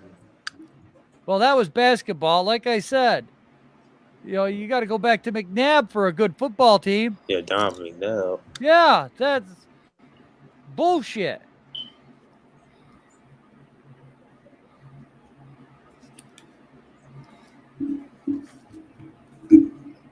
That's what that is. That's just bullshit. Well, God, Jeffrey, I mean, we all remember it was Seton Hall, Boston College, UConn, Pittsburgh. The Big East was the beast. You played in the Big East, you played in the best competition. Not this. Then it got all divided up and screwed. Syracuse went to the SEC. Biggest friggin' mistake they could have made. But they went for the money.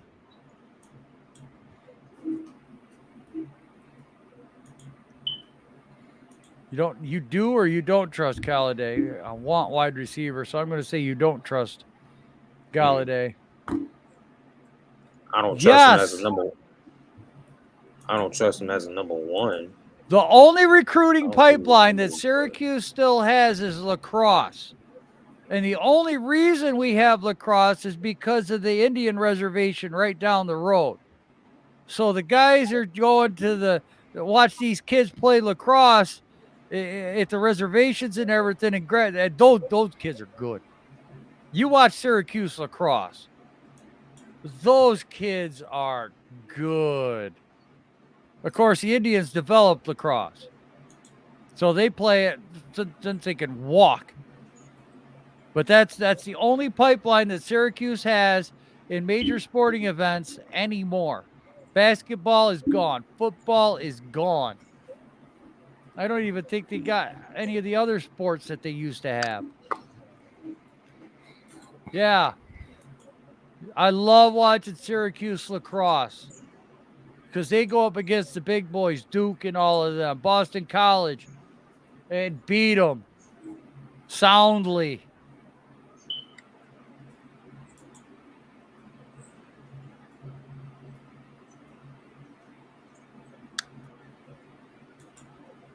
There was a couple of brothers that went to Syracuse that played lacrosse. Shar?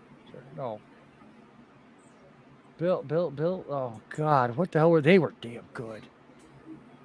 They were like the first draft picks when the Arena Lacrosse League started, but that's no longer about. Inbounds, swing to the left, 3, no good. Rebound, Virginia. Virginia gets the ball, driving up court. Yeah, I don't like Slayton either, but hopefully this staff can get something out of him. Try to give and go right there. No good. Wants to pass back to the top of the Creed. 3, short air ball. No good. Gates brothers. Yes. Thank you, Levance. Man, I'm glad you're here. I can remember the freaking guys, but their names is just those guys. Oh. Slayton may be there for depth, right? North Carolina across midcourt, slowing it down to Temple a little bit. Wants to go inside, kick the ball, reset. Duke's ball still. Can't foot check, my guy.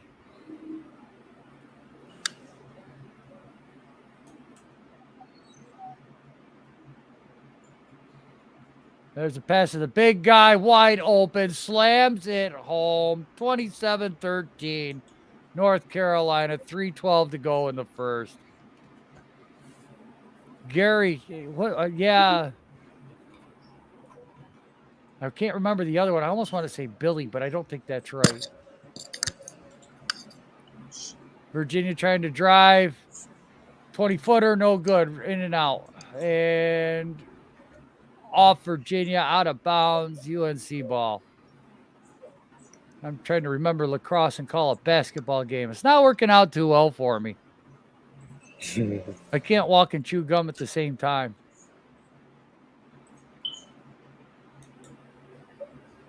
And then, of course, there's the infamous, we'll get to that at halftime. Just remind me of lacrosse. UNC's got the ball, going to pass it to the top of the key, wants to go inside, nothing there. Pass to the left side, nothing there. Back to the top, mishandles, has to drive it down. Tries a floater, no good. Looks like a foul was called on Virginia.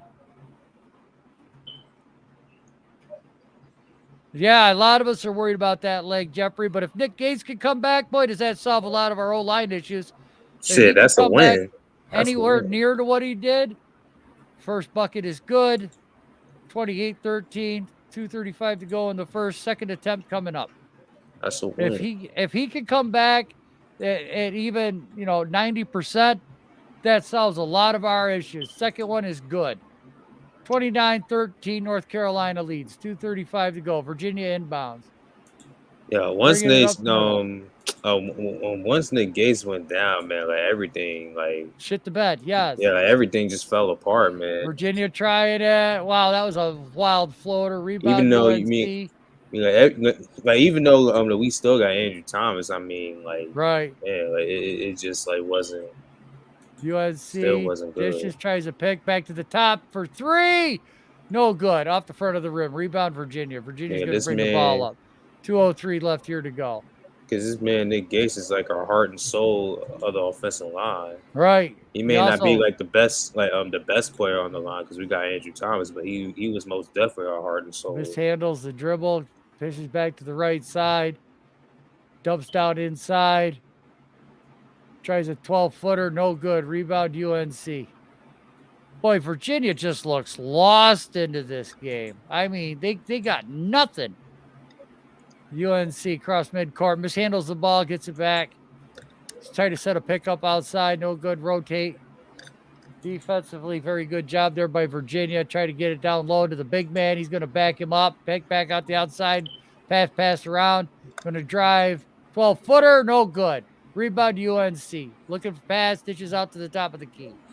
Was going to drive, nothing there. Back to the top. Setting it back up. 12 on the shot clock. 1:04 to go in the first half. UNC 29, Virginia 13. UNC trying to drive something, getting ready. Outside, takes a 2. Foot was on the line, I believe. So that's good for 2. A nice shot. 31-13. Virginia has the ball. Right side of the court. Goes back to the middle. Pass to the left. 3 attempt is no good. Off the front of the rim. Long rebound UNC. UNC just going to take a timeout here.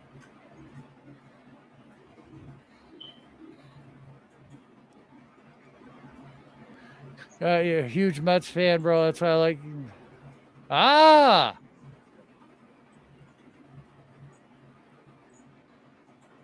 Man, you need a lot of oxygen for this.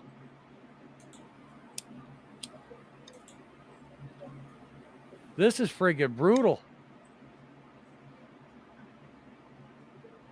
Imagine if I liked the team.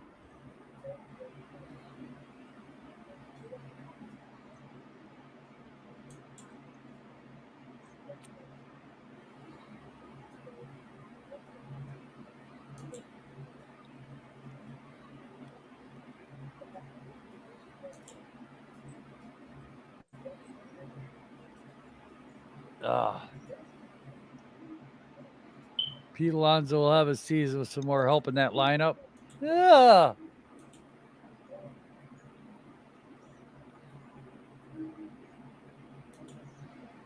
Dude, hockey, I can do a hockey game. I can do a hockey game. Not that well, but I can do it. I did a college one for a little bit one day. All right, Duke cross mid-court. Moving left to right on the TV. 17 seconds here to go. 13-12 on the shot clock. Try to give and go, didn't work. Swing it to the left-hand side. Going to drive underneath. Reverse layup, up and in, good. 33-13, 20-point lead now. Virginia just cannot get a shot from half court. No good.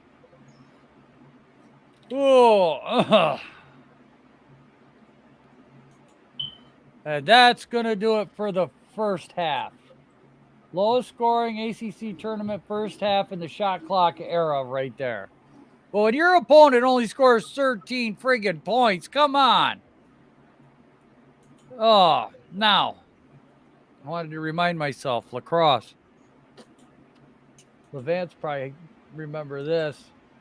Syracuse actually has a national championship taken away, and the NC2A wants the trophy, but they can't find the trophy because Syracuse had a team that was good enough. I believe they went undefeated in lacrosse.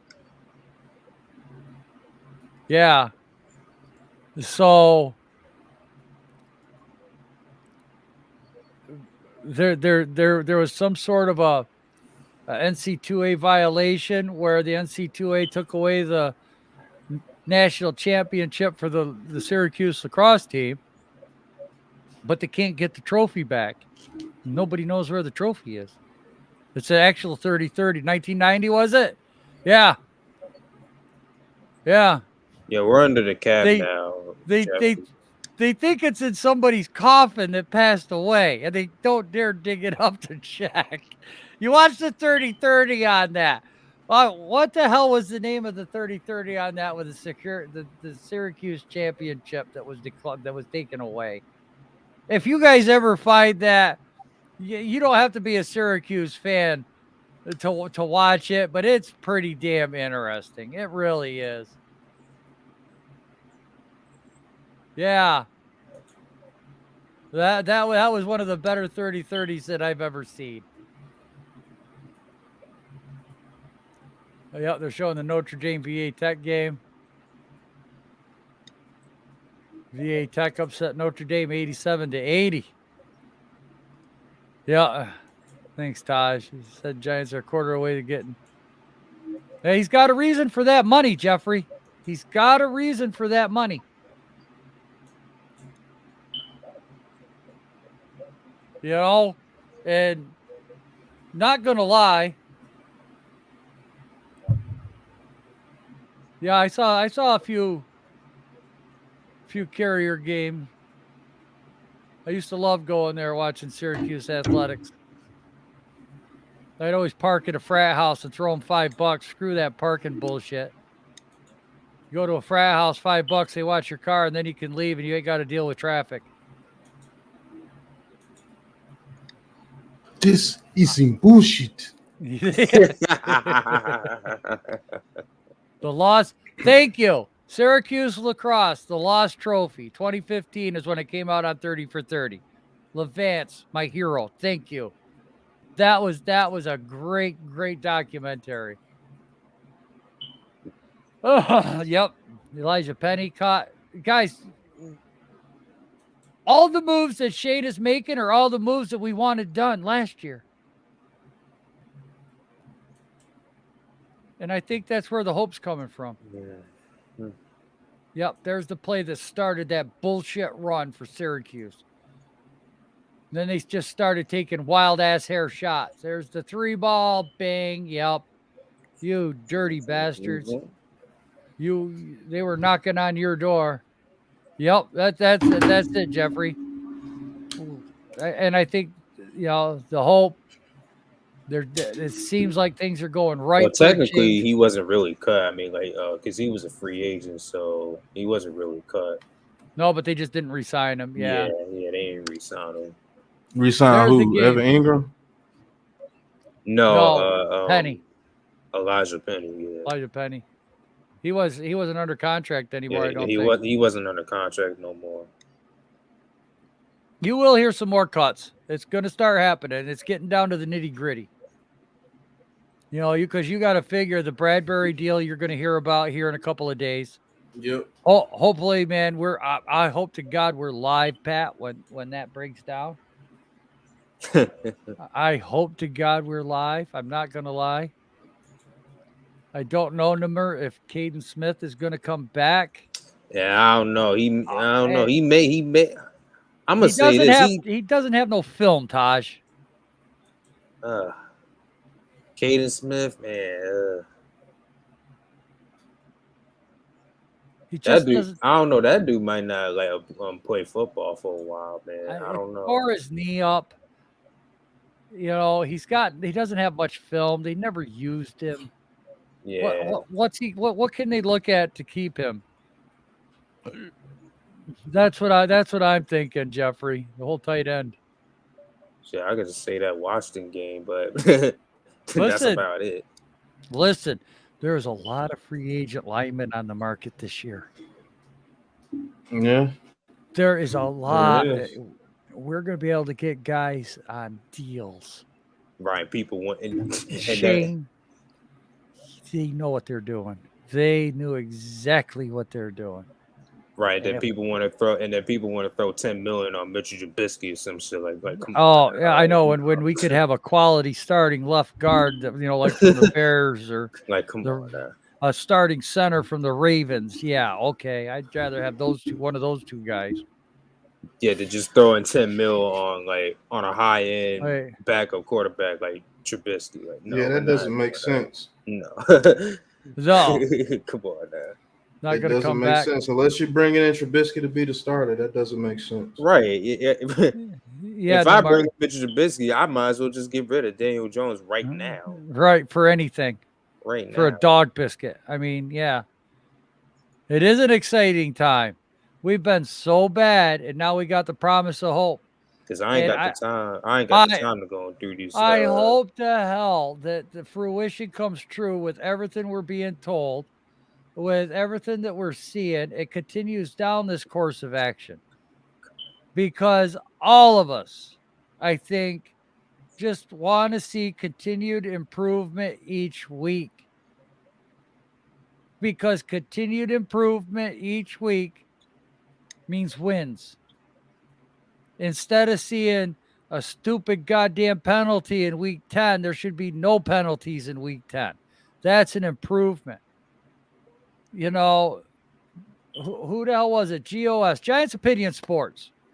Great video. He did a review of our best wide receivers the Giants ever had. Amani Toomer, Hakeem Nicks, Odell Beckham. You know, oh God, Plexico Burris, Victor Cruz. You look at the throws that Eli Manning is putting up to these guys. Back shoulders. Just throwing it down the middle of the field and let the guy run under it. Right. The trust that was there that Eli knew could put the fucking ball up and that guy would make a play. Would make something out of nothing. All I got to do is get this in his area. This guy's going to come down with it. Every throw was like that. I have not seen football since I saw those guys play. I have not seen a trust like that since Eli Manning and Odell Beckham. Yep. Which is the reason why this guy wants a wide receiver in the first round. We don't have anybody to trust. We don't have that Joe Burrow. We don't have that freaking Devontae Smith. We do not have a Justin Jefferson. We do not even have a DK Metcalf. We don't have a number one. When's the last time you seen one of our receivers consistently beat coverage? Right. That's why they never open. We ain't seen it since Odell. Yeah, they're never open. And people saw that Darius Slayton was a number one because of the year that he put up his rookie year. But well, they had a report as their rookie year. No doubt they did. And then they changed the coordinator and it all stopped. Yeah. So maybe the scheme might be the main culprit of why the offense was so trash. Now I could definitely say that though. Like the whole scheming, like coaching and stuff. Yeah.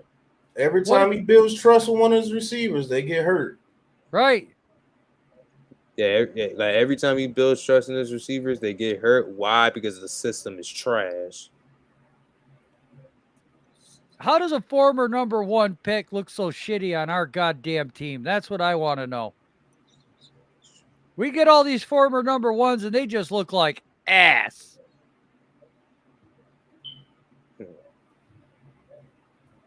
Hopefully the scheme, I mean, man, it's that hard for you to scheme a weapon like a Darius Toney open? That's crazy. Man, look at the route running he did on what's his name for the Cowboys. Lit his ass up. Trayvon Diggs. Lit him up. He didn't know whether to shit or go blind. How the hell am I supposed to guard this guy? Oh, shit. Come on. Like, my goodness, the talent is there. It's there, people. The talent is there. The talent is there. We're not far off. We just that guy's got more moves than $1,000 stripper on the pole on Friday night, and it's only cost a nickel. We just need better coaching, and we just need better coaching and a better scheme and system.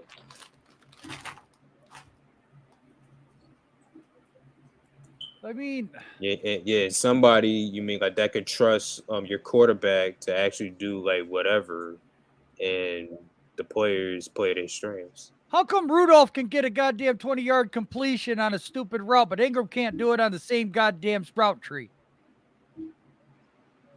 Slow-ass Rudolph can get wide-ass open.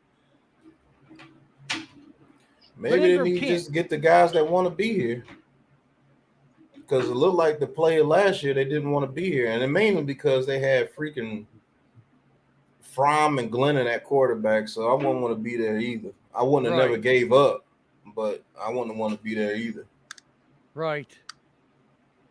And Evan Ingram probably checked out after he got booed. So Yeah, that's what I'm thinking After he too. fumbled the ball.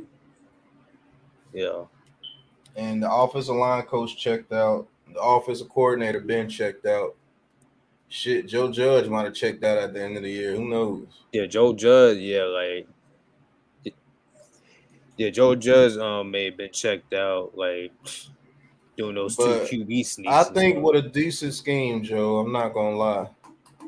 My bad, Taj. I didn't mean to cut you off. Go ahead, bro. No, go ahead. I just think with a decent scheme, man, this team would be a lot better on offense by default. Health and scheme.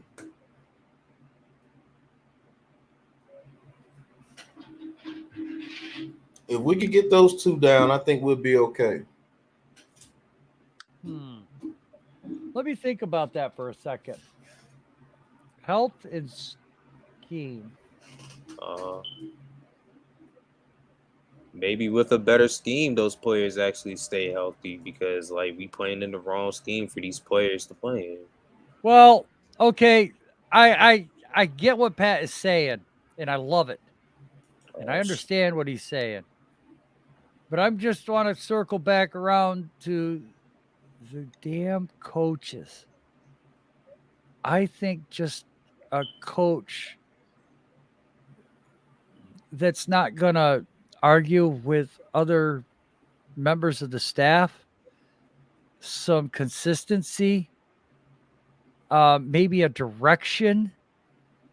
I think that these coaches have to get these guys in a direction, and I don't think the previous staffs have ever got these guys in a direction. I don't think they ever had experience in getting somebody in a direction. Because if you look at our staff, we were all like young college coaches, Pat. But we had the most coaches out of everybody. But here's the thing, though, Taj. When They you've were all got young college coaches. when you've got a young college coach, you run a scheme, right? Mm-hmm. It's easy to run a scheme. But in the NFL, we don't run schemes. They're always changing. Yeah, in the NFL, we don't. They're developing NFL, every play. No, yes. So if you're not used to adjusting on the fly, you can't do it as a college coach in the NFL. And maybe that's what it was, Joe. They did adjust game by game because most coaches come with a game plan for each game. Yes. That's why it's so hard to play quarterback in the league because each week it could be something different based on who you're playing. Yes. They run a lot of cover zero, guys, so we're going to be running these plays, this set of plays. And that's why you practice all the way throughout the week. And I don't think they were doing that. I think they were going with the same scheme every week, and everybody knew it. But you could get away with that in college. You can't in the NFL. And Jason Garrett knew better than that shit, but he didn't give a fuck. Right. Bro, Jason Garrett is just a system guy. I mean, he's never going to adapt from his system. It was the same goddamn play. I've seen him adapt. I've seen him adapt with the Cowboys before. Oh, yeah. He wanted to be the head coach. And since he was not the head coach, he followed what Joe Judge wanted to do, even though he knew that it wasn't going to really work because you have to change week by week. Joe Judge being a rookie head coach, that. And so he kept running the same shit every week on purpose. Right. Yeah, that's the problem I had with Judge too. It's just like him not making good game plans and stuff. I mean, when they did change the game plan for 1 week, guess what? They blew up, right? When they changed that game, that was totally different what they ran against the Saints. Yes. Yeah. Yes. And they blew up that game. Look at the Carolina game. Mm-hmm. Right. The Carolina game was a little different. Yep. And like I said, now we got a head coach and an offensive coordinator who's experienced. I mean, Kafka was just a quarterback's coach, but I'm quite sure he came up with game plans every week. He was in charge of the routes. Yeah, he had to come up with route concepts for every week. So I'm quite sure he has some experience. And just him, even if he just came in and he was doing mainly route concepts, that still helps us out a whole lot. Because route concepts with Kadarius Toney, I believe if he could do it with Tyreek Hill, he could do it with Toney. The main key, though, Joe, is we have to get that tight end, bro. Yes. Yeah. But that's why I always tight end. That's our ass, man. That's why I continue to say Go ahead, Joe. I'm sorry. That's why I try to continue. It's look, there's got to be more on the coaching than the players, because you're in the pros. These guys are going to do what the coach asks. All right, there is that respect, even though the player might be making way fucking more than the coach. There's always that respect of coach, player. All right, coach, what do you want me to do? All right, you want me to learn this way? You want me? But if you can't make those adjustments, damn it, that's his fault. You're not coaching me right. And you know, if Udo was still in here, I'm sure he would agree with that. If you're not getting coached right, you can't make a play. You can't be in the position that you want me to be in because I don't know how to get there. No, I'm in the position you want me to be in. It's just not the right position.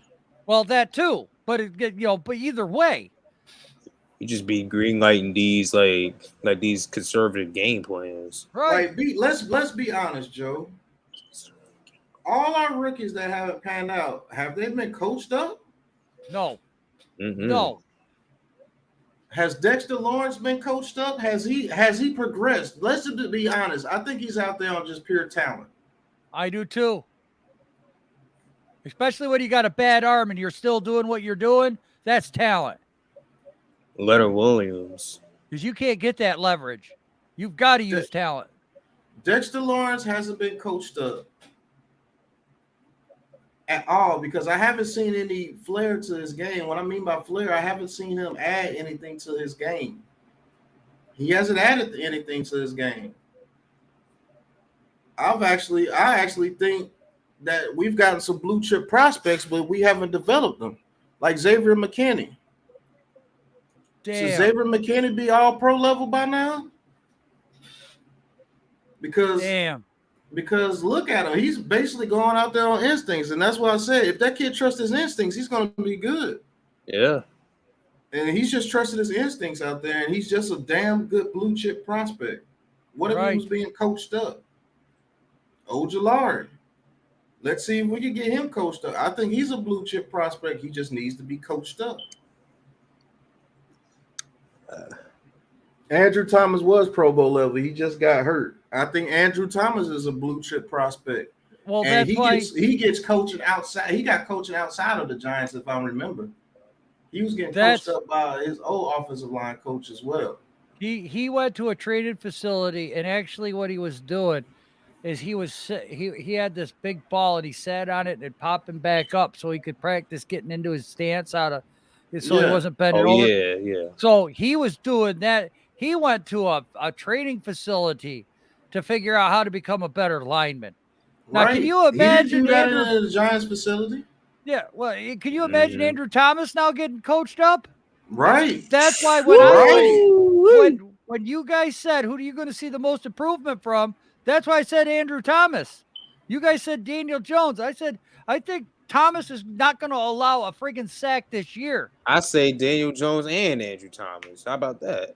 Well, it was one or the other, but I was like, you know what? I think Andrew Thomas is going to be the best offensive player on this team this year. I think he's going to keep the kid on that one. I can agree. I think, the defensive players, they get coached up a little bit, especially the DBs. Patrick Graham did his job. I'm not going to lie to you. He did his job. You could see it from the first half of the year to the second. I agree 100%. That was coaching. The problem with this whole team was coaching, like by far. It was there might be Nimmer. There might be more. There definitely be a lot more cuts before free agency begins, Nimmer, for real. But let's just say they were being coached up on the defensive side of the ball. I can agree with that, Blaze the Kid. As far as DB wise, because that's Patrick Graham's trademark, the DBs. That was our strength. But the defensive line, I don't think they've been getting coached up. I think they was out there on pure talent, and Leonard Williams is just a beast. Yeah, they are, Levance. That's why I kind of went into Giants talk. This is a bad game. The other game is bad too. Right. I thought maybe I will change over. Nope. But I mean, let's be real. What if Wink Martindale coaches these kids up, but at a different level? What if he teaches Xavier McKinney to be more of that deep Ball sideline to sideline safety now? Ball yes. hawk safety. Yes. Show him some film of Ed Reed. Show him some film of Earl Thomas when he was there. Yeah. Right. What if Aaron Robinson could get coached up now? What if they believe in Aaron Robinson that he can be that tough corner on the outside, Well, the bump and run corner? I'm going to tell you something right now. I just remembered it. I heard Jerry Shuplinski, our old quarterbacks coach, went to Oakland, went to the Raiders. So he's going to coach up Derek Carr. If you see Derek Carr decline this year, all right, that's the first bitch I'm going to hold accountable. Right. Derek Carr declines this year. That's the first guy I'm looking at. And Mac Jones because Joe Judge. Damn Skippy. What if Jeff comment? He says, what if Mike Kafka / Brian Daboll can help get even more out of Saquon Barkley and lock the Barkley we haven't seen since 2019? What if they just come in and say, we're going to use you different, kid. We're going to use you more in the screen and pass game and get you on outside runs. If we see a team that's really weak on the outside that can't hold their ground, can't hold the edge, we're definitely going to use you in that way, and we're going to get you a bunch of yards today. I think he would be excited to be doing that. Yeah. And we're going to use you in the screen game a whole lot. We're going to use you on a lot of those wheel routes out the backfield to make those linebackers respect you and open up the middle of the field. I was going to say, not only does that help Barkley, because when he had 90 catches, when he was doing all that with Eli, made Eli look really good, made himself look really good. If Daniel Jones has that Barkley outlet right there all the time, you can't send a 5-man front at Daniel Jones. Right. You can't do it. You're going to get burned. I say this, Joe. What if they have to blitz to get pressure? That's way better than what we had. Because you were sending 3-man fronts and getting pressure like you were blitzing on us last year. Yeah. What if they have to send blitzes and Daniel Jones could read them and Kadarius Toney is one-on-one, he gets that slant route and that guy misses the tackle? You know what time it is. Yeah. To the house. Right. So what if we have to force defenses to play defense? Instead of just being like, we know what's coming. Set on our routes. Yeah. And then not only do you know what's coming, you know our 4-man pressure can beat their offensive line all day, every day. So you got to go against 7-man in coverage and getting pressure like you're getting a blitz from 4 linemen. How the hell are you supposed to do something with that? And good point here, Jeffrey. Go ahead and read that one, Pat. He says, if we can have that number 1 receiver that can take up the coverage again like OBJ did, then it really makes Barkley that much more a nightmare to deal with. Yes. Yeah. That's what happened his rookie year. Yeah, when we had Odell. So I mean, man, look, I'm going to be real with you. I'm about to start the campaign for getting Garrett Wilson at 7. Because the more I see that kid, the more it makes sense. The more it makes sense to me. If we have that number 1 receiver on the field that you have to worry about, that opens up a lot. And then you get that tight end. Let's say you get a Trey McBride or a Isaiah Likely or Watermeyer behind a Garrett Wilson. And you got a tight end that can beat one-on-one coverage, a la Tyreek Hill, a la Travis Kelce. That happens a lot. How about a wide receiver that can freaking block?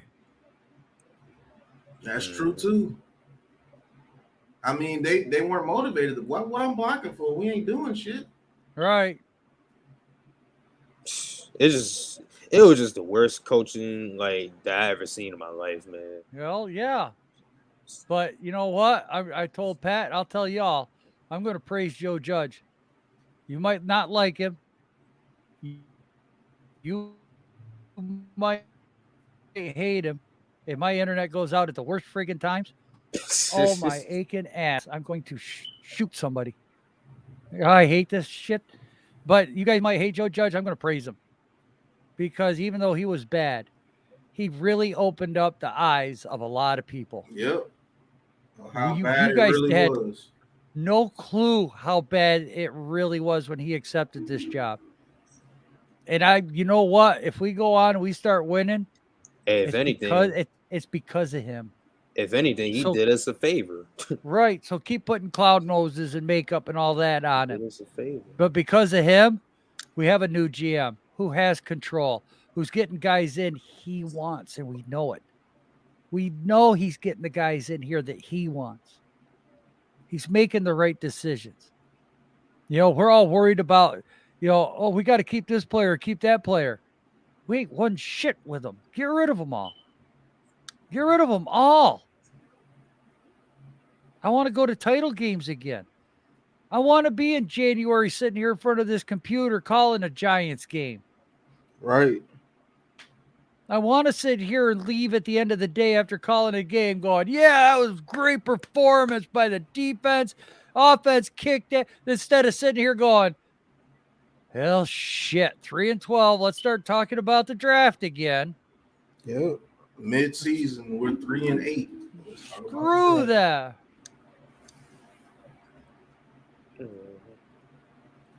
Oh, I remember Brandon Marshall. Oh yeah, Brandon Marshall. Yeah. I mean, I don't care too much about what he said about us, but let's be real. Some of the stuff he might have said was true, and that's why it turned out to be the way we are now. Maybe the organization was just being ran into the dirt. It was. I mean, the information's coming out now. A lot of things come to light and out of this organization you don't hear about, Pat. Mm-hmm. As bad as Detroit is, especially when they had Matt Patricia there, were there any reports coming out about this type of stuff? With Gettleman, no assholes on his desk, signed, and yeah, with how Mara and they were, constantly messing around with stuff. Yep. Even Detroit wasn't doing that. I mean, my God, the Detroit Lions, their fan base, they were patient with Patricia for 3 years. Oh, Lord. Right? This fan base has none. That's what I'm saying, man. And that's just it, Jeffrey, because we were. And thanks to Joe Judge, I'm going to give that man all the credit. I will continue till the day I die to give that man the credit that he got this team in the right direction. It might not have been the right way, but things changed because of that man. You could say, well, he's got 2 quarterback sneaks, whatever, and laugh at him. It is what it is. I mean, when the guy's afraid to call a freaking play, that he has to do that. What does that tell you about the organization, the players that we had at the time? Their attitude. And it all goes back onto this man running out of the building. I loved Gettleman. He got me a couple of rings. I did have respect for him. But the way that he left didn't sit right with me. It didn't. And Mara hiring his buddy because he was willing to run with Eli. And we all know who wanted to keep Eli. Hi, John Mara. Right. And you know what? If you're going to blame the guys on the bottom, the coaches, the staff, the players, Mara still has not caught the full brunt of what he should have got. You know what? We and Pat did his interview. And he did. He looked like a guy that got taken out behind the woodshed and got whooped by his granddaddy. What are you doing? Yeah. Like Papa Mara took him to the woodshed. Right. That's what it looked like. He hasn't gotten I'll be honest with you. I don't think he did it with bad intentions. I think that dude he didn't change when he was supposed to, Joe. Right. He didn't switch it up when he was supposed to. After that 2016 season, let's be honest, he should have switched it up. Yes, I will agree. He should have got his quarterback and say, hey, Eli, I love you. We're going to give you one more year. Let this rookie sit behind you, but we're going to release you after this year. That was where we could have drafted Patrick Mahomes. And I would have came to him as a man. Do you want to spend your last year with us? Or do you want us to release or try to find you a team that you could go try to win you another Super Bowl? Because Jacksonville would have took him that year. Yeah. I believe Jacksonville would have gave Yes. us a second or a third For Eli. second, or maybe even a first for Eli. Because Listen. remember, Coughlin was over there, and they had that team. Coughlin. That defense was ready to win a Super Bowl. Yeah, Yeah, that's it Zach was. Blake Bortles. And he should have struck gold right then and there, and he should have had one of those backups, whoever it was. I think it was it Davis Webb at the time? I think it was. Yeah, As a matter of Davis fact. Webb. Yeah. Was Davis Yeah. Webb there? You should have let him Geno- go that one Geno year Smith. and drafted your quarterback. Because maybe if Eli wasn't there, Herbert would have came out. I Right. don't know. Well, let's look at this too, because Taj does bring up a point. We could have had Patrick Mahomes. Yup. Okay. Now, Yep, he did. Yep. we all know how much Mara loved Ben McAdoo. Yanked him from Green Bay, got rid of the best offensive coordinator that you could have ever had for Eli. Ben McAdoo. All right. You throw Ben McAdoo in there, he wins a couple winning seasons. Okay. Now you just hired this guy as your head coach. And he's telling you as your head coach, Eli doesn't have it anymore. That hit John Mara right here because he's so friggin' loyal. Yep. Okay? And the loyalty messed us up. Exactly. And then Jerry Reese, because he was so friggin' stubborn. Between Mara and Reese, McAdoo had no chance of getting that guy, okay? And I think that was the first step of the decline of Ben McAdoo. And I think that's why things worked down the hill as they did. Yep. He's like, okay, you're going to stick it in my ass? No, I don't think so. Hey, I but- you know, you're not going to let me get my guys. You're not going to let me build my team. You put me in charge for a reason, but I still have to do things your way. Yeah, now you veto everything I want to do. Right. No, not going to happen. Yeah, because they laughed him out because Patrick Mahomes. Right. It is, Jeffrey. Loyalty is good, but you got to learn when your head and when your heart. Yep. You know, it's like if you've got a friend, you consider a friend, but the freaking guy can't keep an apartment. He's living on your couch for months at a time. All right, not working. You're paying for his food. You know, you want to be loyal to your buddy, but it's like, dude, come on. I got to break up this friendship. I don't want to, but you're forcing me to. Nah, but John And I'm not Mara- saying that Eli was going to force a breakup with Mara. I'm just like, you got to realize when it's time to cut the rope. That lifeline can only last so long. Where it's like, okay, you did great for my business. I respect you. Here, here's a bonus for leaving, whatever. You know how a CEO will do it. They get a really good employee, they'll give them a bonus for being there for a career. A watch, sometimes it's a whatever. And they go down the road. They know it's time to go. Yeah. And that He didn't let go. He didn't let go of Eli, and that was his Right. downfall. right. He lost 2 coaches because of it. To be Right. honest with you. Because Pat Shermer, I mean, Pat Shermer should have never been fired either, to be honest with you. But for some Right. reason, he wouldn't He let only had Eli he only had Daniel Jones for 1 year. right, and he wouldn't. I don't know, man. Well, a lot of It's Shermer's weird. problem was his game time decisions. That, and he wasn't a Yeah, leader yeah. of man. Right. Yeah, he wasn't a leader, man. If Sherman was our coordinator, we would have been straight. Yes. If Yes. Sherman was coordinator, he would have been straight. Nah, but James Betcher though, like that was like another. Yeah, problem. that hire there was ridiculous. That was Nah, James He Betcher- gave him full control to get what he wanted, and he gave control to the wrong people right. because Betcher had full control, Oh my God. Right. and he sucked Ass. man. Brought on them ass Cardinals players, man. I was so mad that year.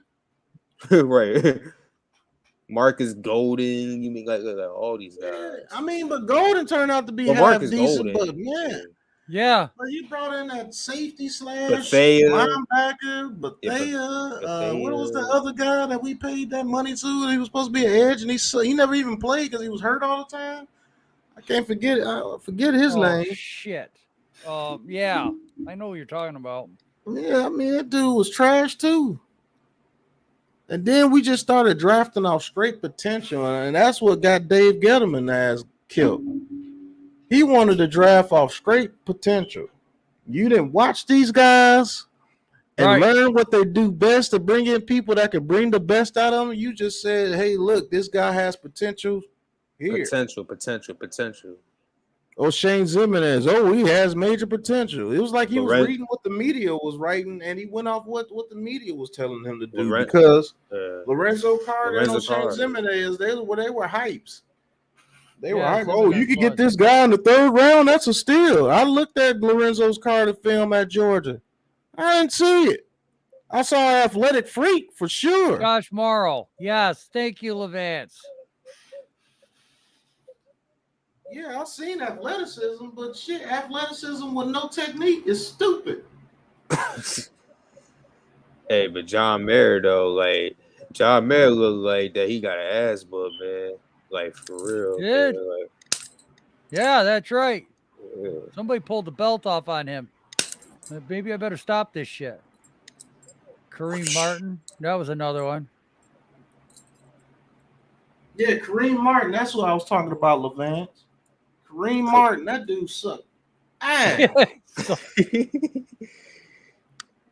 But I just hope this new regime continues to impress me. I've been impressed by the way they've went about things. They didn't pussyfoot around. They didn't bullshit around. They're going to these players, say, hey, look, take a pay cut or get the fuck out. Right. Take a pay cut or get the fuck out. Gone. And Sterling Shepard called their bluff. And they was probably going to send that paperwork to get him up out of here. And he was like, you know what? I'll take the pay cut.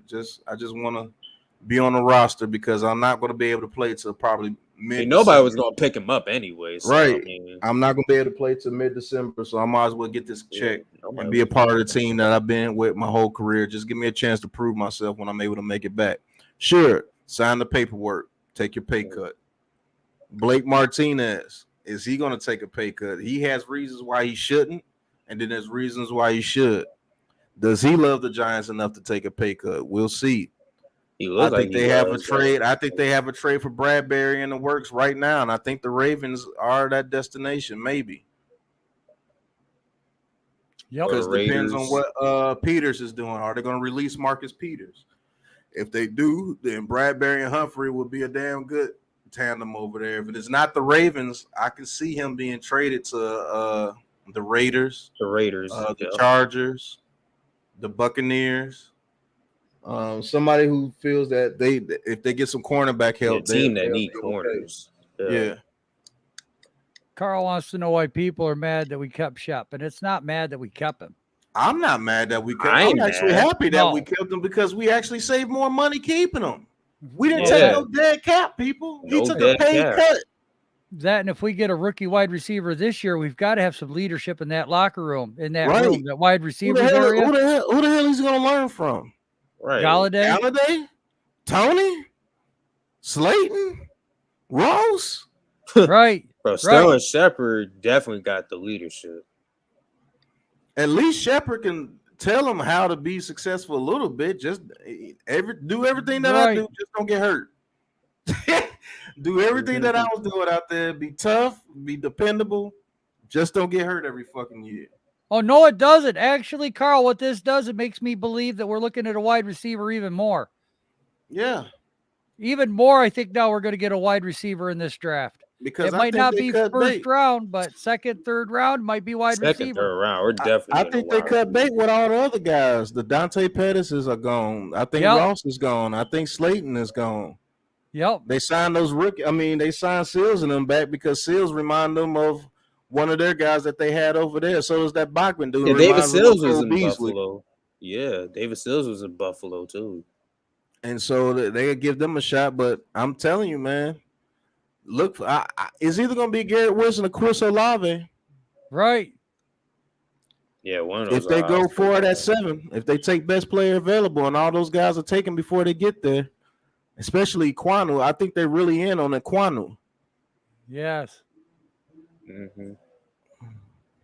Shepard told Kadarius Toney Nimmer making says us Carr self-talk and is the Kirk best Cousins talk. want to be traded. Yeah, I've heard that too. Self-talk is the best talk. Sterling Shepard and Kadarius Toney. Galladay, Shepard, and Slayton are all gone in 20. Yes, exactly. Yeah, all those guys are gone. Yeah. I think they take this year as a filler year, Joe.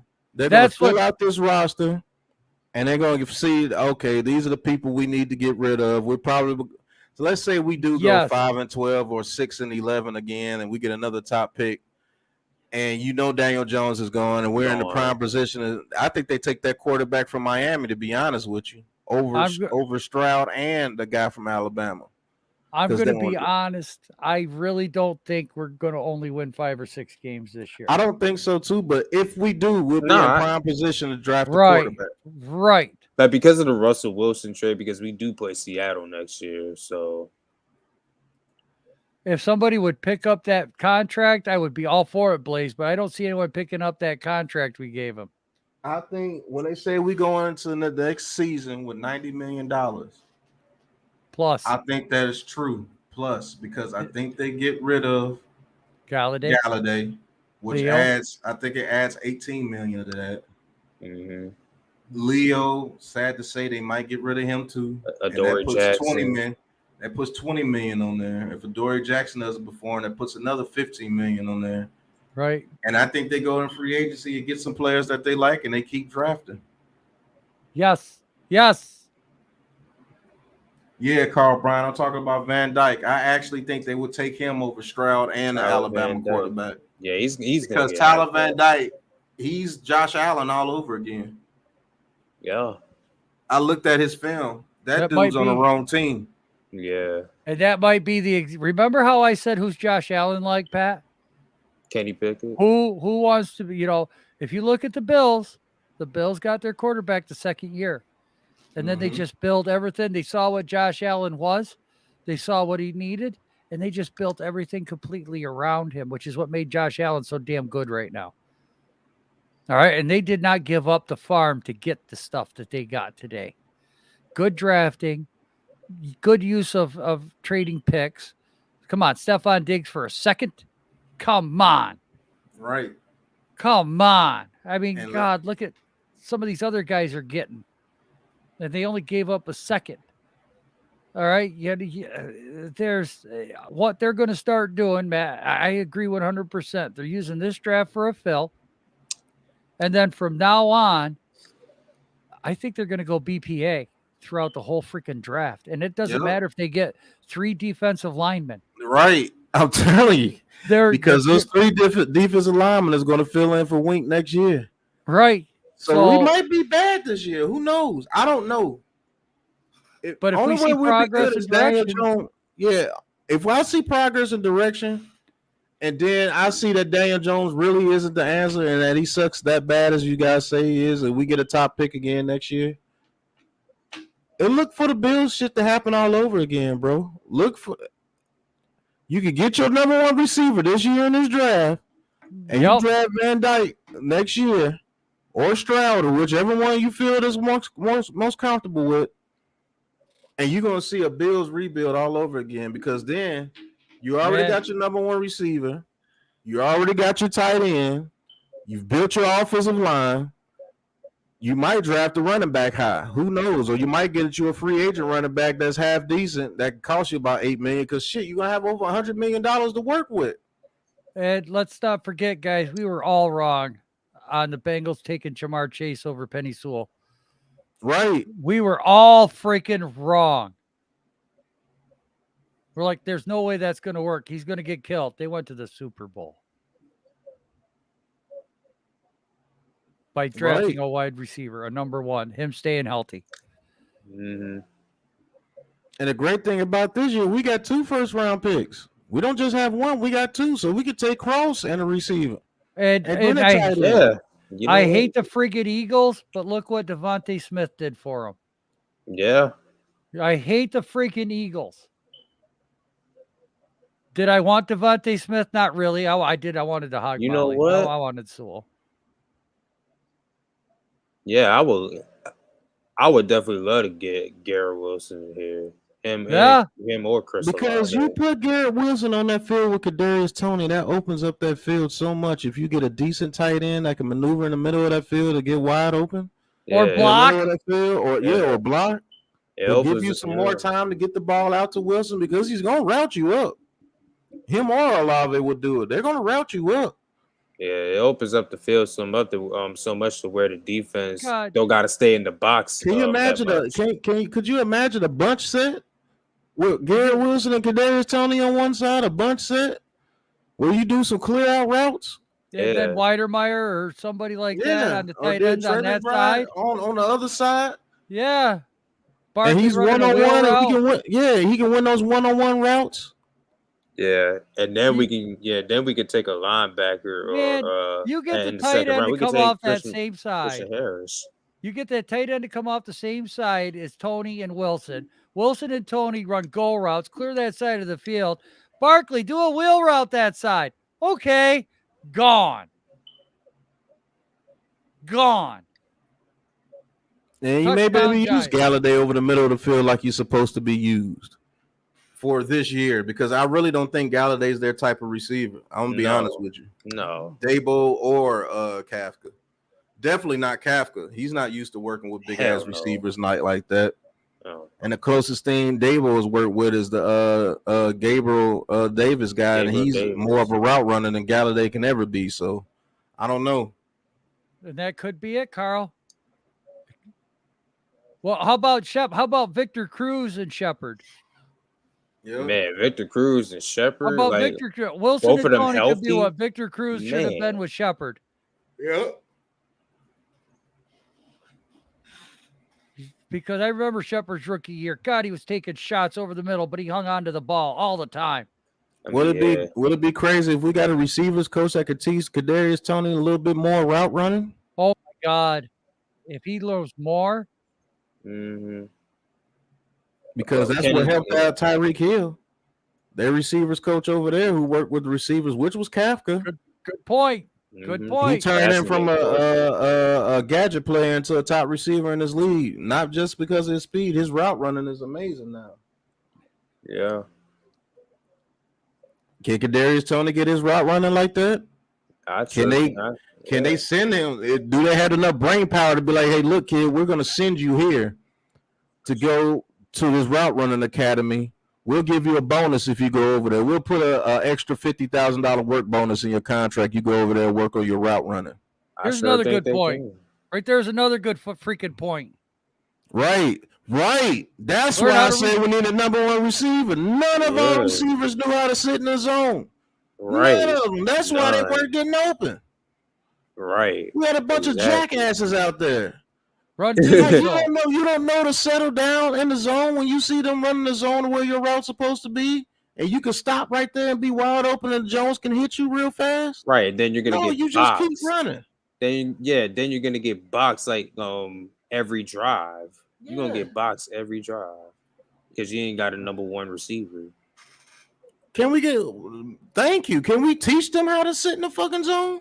Right. Nobody know how to do that. I pointed that out last year, Joe. I said, look at these receivers. Nobody knows how to sit in the zone. Freaking Evan Ingram could sit in the zone to save his damn life. Well, not only that, Pat, but how bad did that screw fucking Daniel Jones? Because you could see him wanting to get rid of the ball. Like he's like, oh, come on, turn around. Right. Right. Turn around, please. Well, got my neck knocked off again. Right. Wait for this jackass to turn around. Right. Right. Kenny Galladay, right? Like, come on, man. Look, man, bro. Kenny Galladay at his best ain't Odell Beckham, okay? What if David Sills knows how to do that and they just didn't use him to his capability? Right. And here's the thing, okay, guys? This is why I'm sitting here, and I'm getting kind of hyped up on Daniel. Because look at everything we just talked that screwed him. Everything we've been talking about with the wide receivers, just the wide receivers has screwed him because nobody knows what to do. I'm telling you. I said Daniel Jones was a top 10 quarterback last year. He damn near was. Yeah, Dak better lose his How arm, how too. how many times did you see a receiver for the New York Giants settle down in the zone? None. I can count on one hand how many times I've seen that. I can't see even raise a finger. Because all I can remember is Shepard trying to do a cut, slipping and falling, and then DJ threw a pick because it was a timing route. Right. And that was against the Rams, I believe. Yeah, that's all I can remember. Shepard is the only one that can do that. And he's always hurt. Every other one of the receivers, they ran the route exactly where they ran the route. Even though if it was a zone, man, cover 3, it didn't care. Yes, Blaze.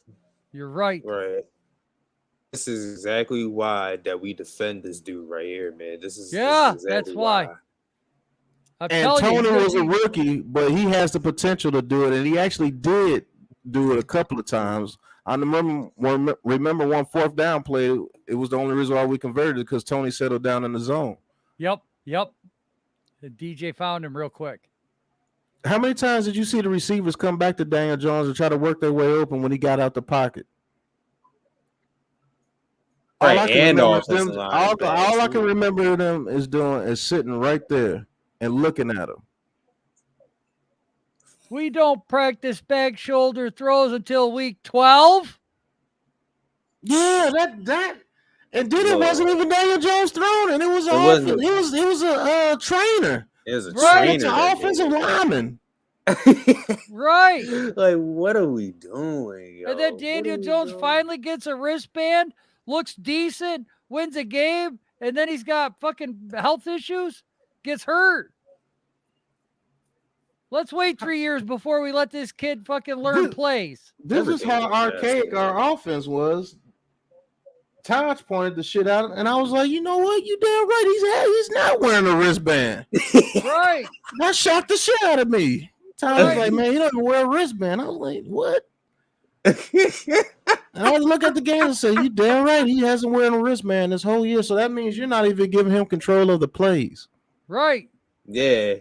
So if he doesn't have control of the plays, that means he doesn't have control of the line of scrimmage. Yeah, and to get to get out of huddle faster. Get out of huddle faster. Oh my God, that would kill me. You fucking what's the play? That's You're we heard that live. Right. I heard that shit. I think that was Kadarius Toney that yelled that. No, that was an offensive lineman. I think it was Skura. Bredesen. It was Bredesen or Skura. It was one of them. And then he freaking, how many times did we see DJ just push the center over and hike the freaking ball because he didn't have time? Right. Not getting the play in.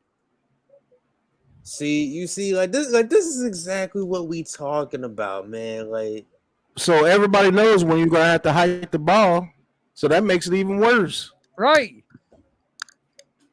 And then you have just listen to the shit on Daniel Jones. You have no control over the play calling, so that means you have no control over the offensive line telling them what to block. Your star running back is hurt. All your top receivers are hurt. The play scheme is trash. The receivers that you have in there don't even have enough common sense to stop in the zone when they see that they're in the zone and they could get right there in that open pocket where I could throw it to them real fast. The offensive line cannot block 4 people, so they can get pressure without even having a blitz and still have 7 men in coverage against receivers that can barely run routes and don't know how to get open in zones. Bro, look how much, bro, points that we're making to defend. This is crazy. Not to mention you don't have a tight end you can count on. Not to mention in the red zone, the play calling is trash. And the reason why it's trash because your receivers are trash because they don't know how to get open in zones. They can't settle down. So that's a major problem right there. Oh my goodness, man. Oh. God. Oh. What else, What else how can much say, how much more bullshit can one person go through and keep their head up? You know what? Yeah, I'm on the train, Jeff. I'm definitely on that train. I told you. I I'm man, on I that talk to train. Pat just about every day. I'm on And that I train told now. him, I said, bro, I'm getting on that Wilson train hype. I'm seeing Yeah. exactly what it can be done. I'm seeing what these teams are doing. You know, everyone wants to say that the Bengals O-line was bad. But when your quarterback has a guy he can escape and know he's got somebody that's trying to work to get open, and if I could just get open for another half a second, I could find him. Right. That makes all the difference in quarterback play. Cause I could tell that you mean I could just see it in Daniel Jones' face and being like, I could just tell that he just looks like so frustrated out there at times, man. Like for real, man. Cause he gotta like, cause what the hell is this, man? Like, what is this? Like, what are we watching right now? It's not just about demanding double teams. It's about him just beating his coverage, him settling down in zones when he knows they're in zone and he sees it. This is a good point, Blaze. Why do you think he's trying to overdo? Why do you think he's trying to do too much? He's not just playing the game of football. Yeah, he's just trying to play the game of football. Like, you mean like that's why he like Yeah. He did break DJ. yeah. I don't know if Judge did or if it was Garrett. I think it was both. Both. I say think both. a lot of it was Garrett because Garrett would not do what Judge wanted. So that kid got used. Yeah, but Joe Judge didn't help himself either. Though. So listen, I mean, we were all on the hype train. We all thought O-lineman going into this draft after the end of the season. Yeah, We were all thought, on that train to begin with. But then when we started breaking down the team needs, what do we really have? We really don't have anything. We don't have any superstars. All right. And I think that's why the love of OBJ is still there. He was a superstar. Eli Manning was our superstar. We still haven't replaced Odell. We haven't replaced him. Plexico Burris was a superstar. We're trying to facilitate a superstar on this team, and we just don't have one. We're looking for that guy we can cheer that makes a play every week. That's one of the reasons that why is there every week. You know what I mean, Pat? That one guy exactly that you know. And that's the problem is everybody wants that guy. You know what we have, Joe? And it's the work. That's why this team looks the way it does. We have a bunch of fool's gold. Yes. And what I mean by fool's gold is people that have potential, but it's really not that. They just have flashes. We have a bunch of people that can do a flash play. Slayton made a couple of flash plays. Right. Ross can make a flash play here and there. Kenny Galladay can make a flash play here and there. Tony, he made a flash play here and there, but I can't get on him. He's a rookie. Right. But we have nothing consistent. Saquon Barkley, flash play here and there. Right. Right. Keep the shit real. I'm not. Hey, look, you can trash me all you want about Saquon Barkley. And I'm gonna say this here. Flash in the pan player. That's what he is. That's what he's proven to me over his 4-year career. Right. I'm going to agree with you on that, Pat. He hasn't been around for 2 seasons. He's missed 2 seasons worth of games. Evan Ingram, fool's gold. Immense talent, athletic as hell, can't catch, can't run routes, doesn't know how to settle in the zone. Useless. So who's that superstar that you're looking at, Jeffrey? Because every team has one, but we don't. We got a bunch of flash in the pans. And Blaze the Kid, don't say that too loud. Shh.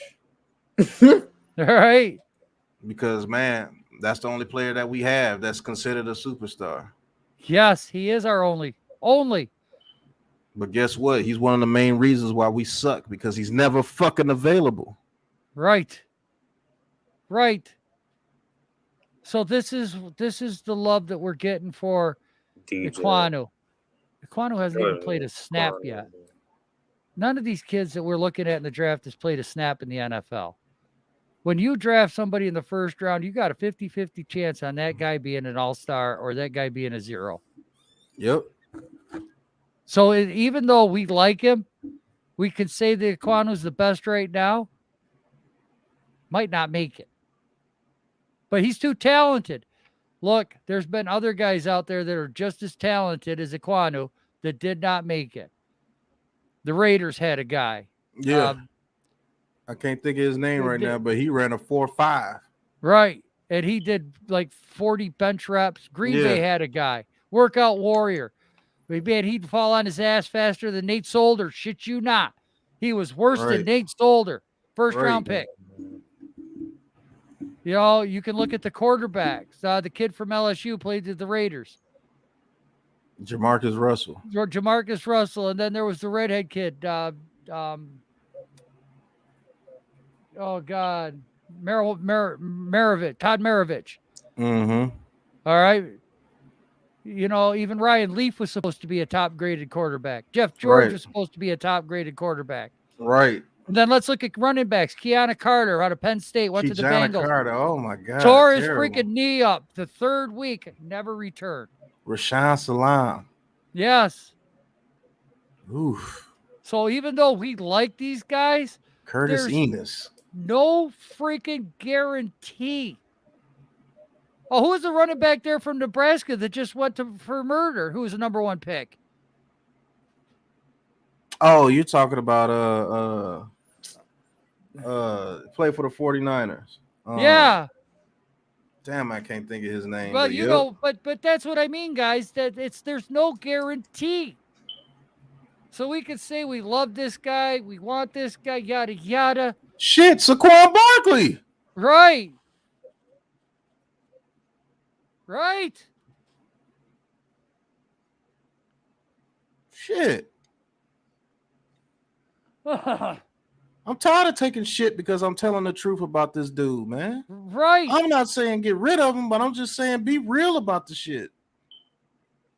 If you can trash Daniel Jones and say he's been ass for the past 2 years after his rookie year, his stats don't measure up. It's so much more.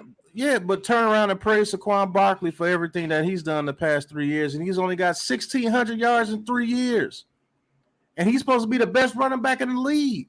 Derrick Henry got almost 600 more yards than that in 1 year.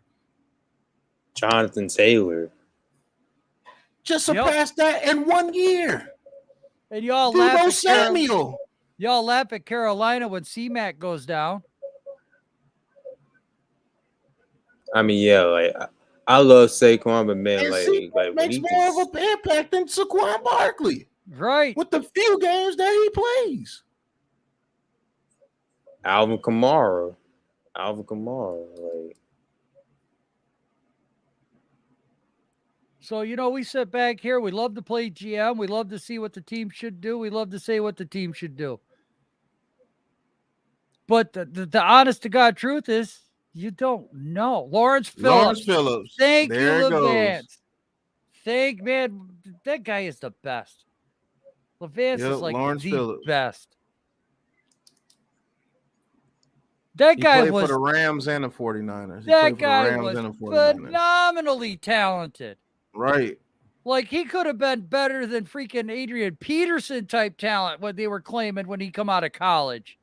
Right. He was a monster coming out of college. Dude, a lot of teams wanted that kid. Robert Gallery. That's the guy for Oakland. Thank you, Jeffrey. Yes. He went, number 6 to the Raiders? He was the best left tackle. Yep. And then he couldn't even play guard. Yep. They moved him to guard and he sucked too. Right. And you watch his college. Go watch Robert Gallery's film. In college, he was an absolute beast. Ray Caruth. Yes. Yep. Ray Caruth. Yep. You go look at Robert Gallery's film because you're going to see something there that you have not seen in a long time from a college player, even to this day. Robert Gallery took guys into the sideline and would literally slam them on the Gatorade table. Yep, I remember Aaron Curry, Chris Bucco for sure. Yes, Aaron Curry. Yep, I mean, Aaron Robert Curry Gallery was had trash. some film. Yep. Film. I wanted him. I was praying for the Giants to go up and Shit, get do that y'all guy. remember Courtney Brown, the defensive edge for the Browns that got drafted #1 overall, I believe? Yep. Well, how Jeff about the almost wide beat me to To it. the Browns. What about the wide receiver there that constantly got let go because of his pot smoking? Oh, you talking about Josh Gordon? Josh Gordon. Yeah. Super talented, but cannot let go of the weed. That guy would have stats better Stay than off Randy the Moss. weed. He would have Charles Rogers, Mario Williams, Charles Rogers, R.I.P. Courtney Brown. R.I.P. Yes, Charles look at Rogers. all these Mike failures. Williams, Roy Williams, all It's- Lions. Look, all these failures. Yeah, all these Detroit line receivers. Man, guys. So if Shane doesn't go exactly and get exactly what we want, We gotta That's know why that we I'm just gotta trust trusting the in him. process. We gotta trust the and process. that's why I would rather go best player available instead of best player at that position. Yep. Yeah, you can't reach Because for if you need, go best man. player available, you take the top 3. Who are the top 3 that are on your board when you're picking? Well, who's got the better? And look, okay, I know we need dogs. I want dogs. I want fighters. But you have to look if they want to play the game, because Mike Golick said it right on Mike and Mike about 8 years ago. I can remember it to this day. The Eagles had a first-round draft pick. They picked him, and he went in the locker room and says, I don't give a shit. I ain't playing no more. I got my one contract. I'm done. Right. First-round pick. He said, I'm done.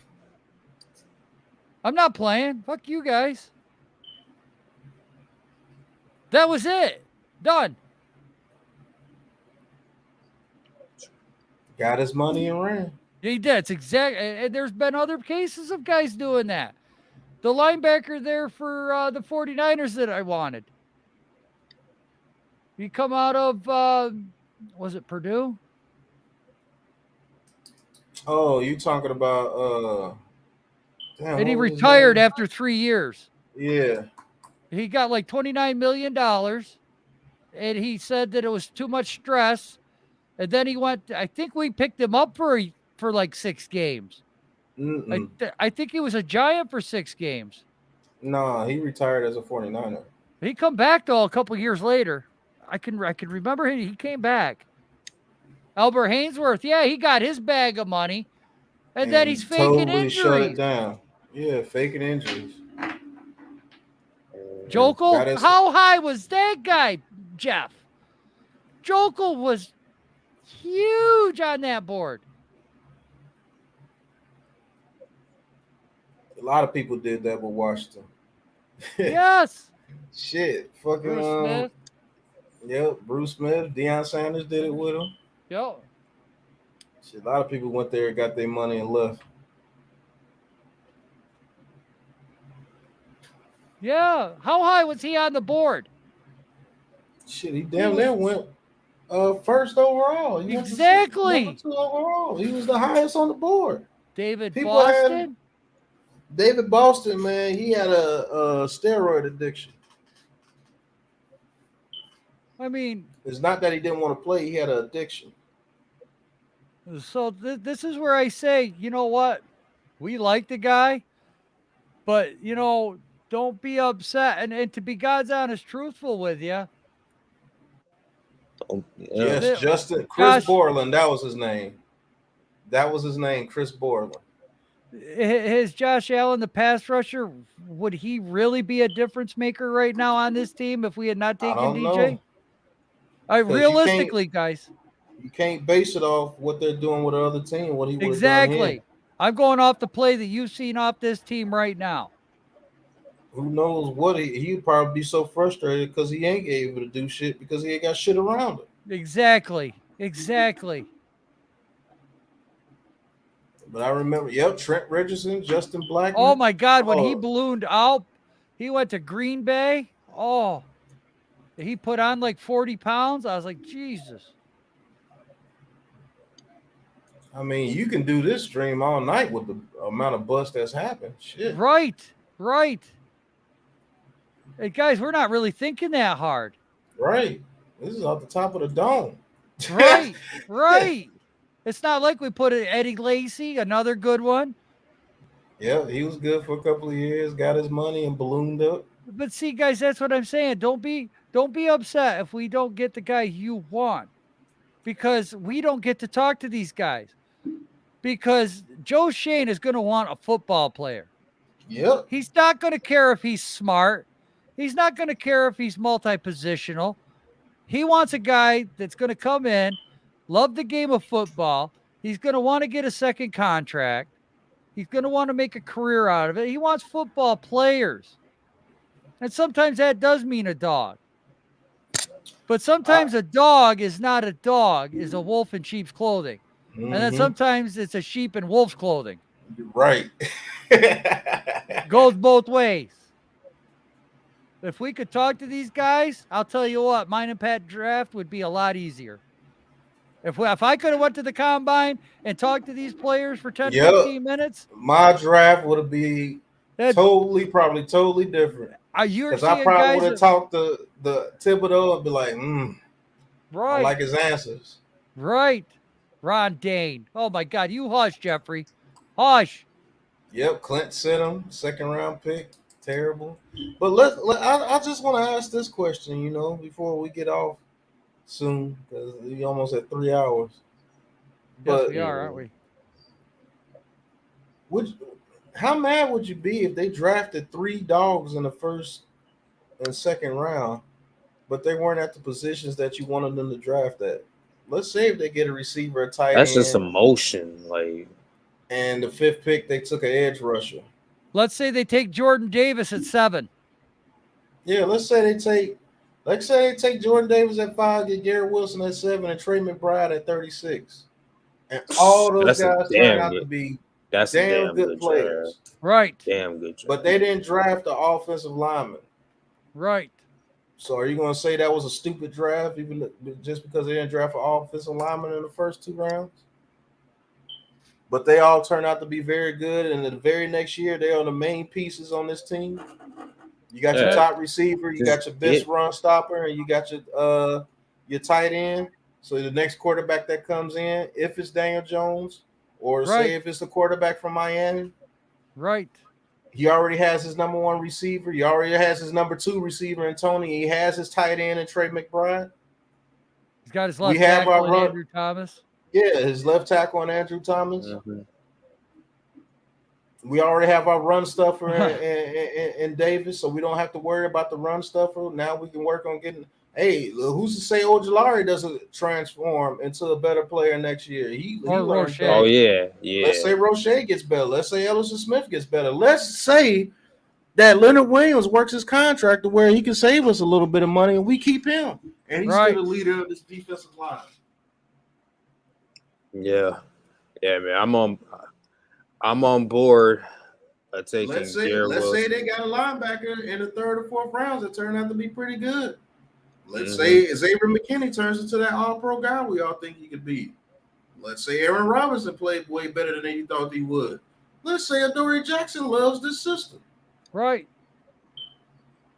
That sounds like a whole lot of something right there. You get ourselves a quarterback. Hey, look. Hey, maybe Cam Brown steps up.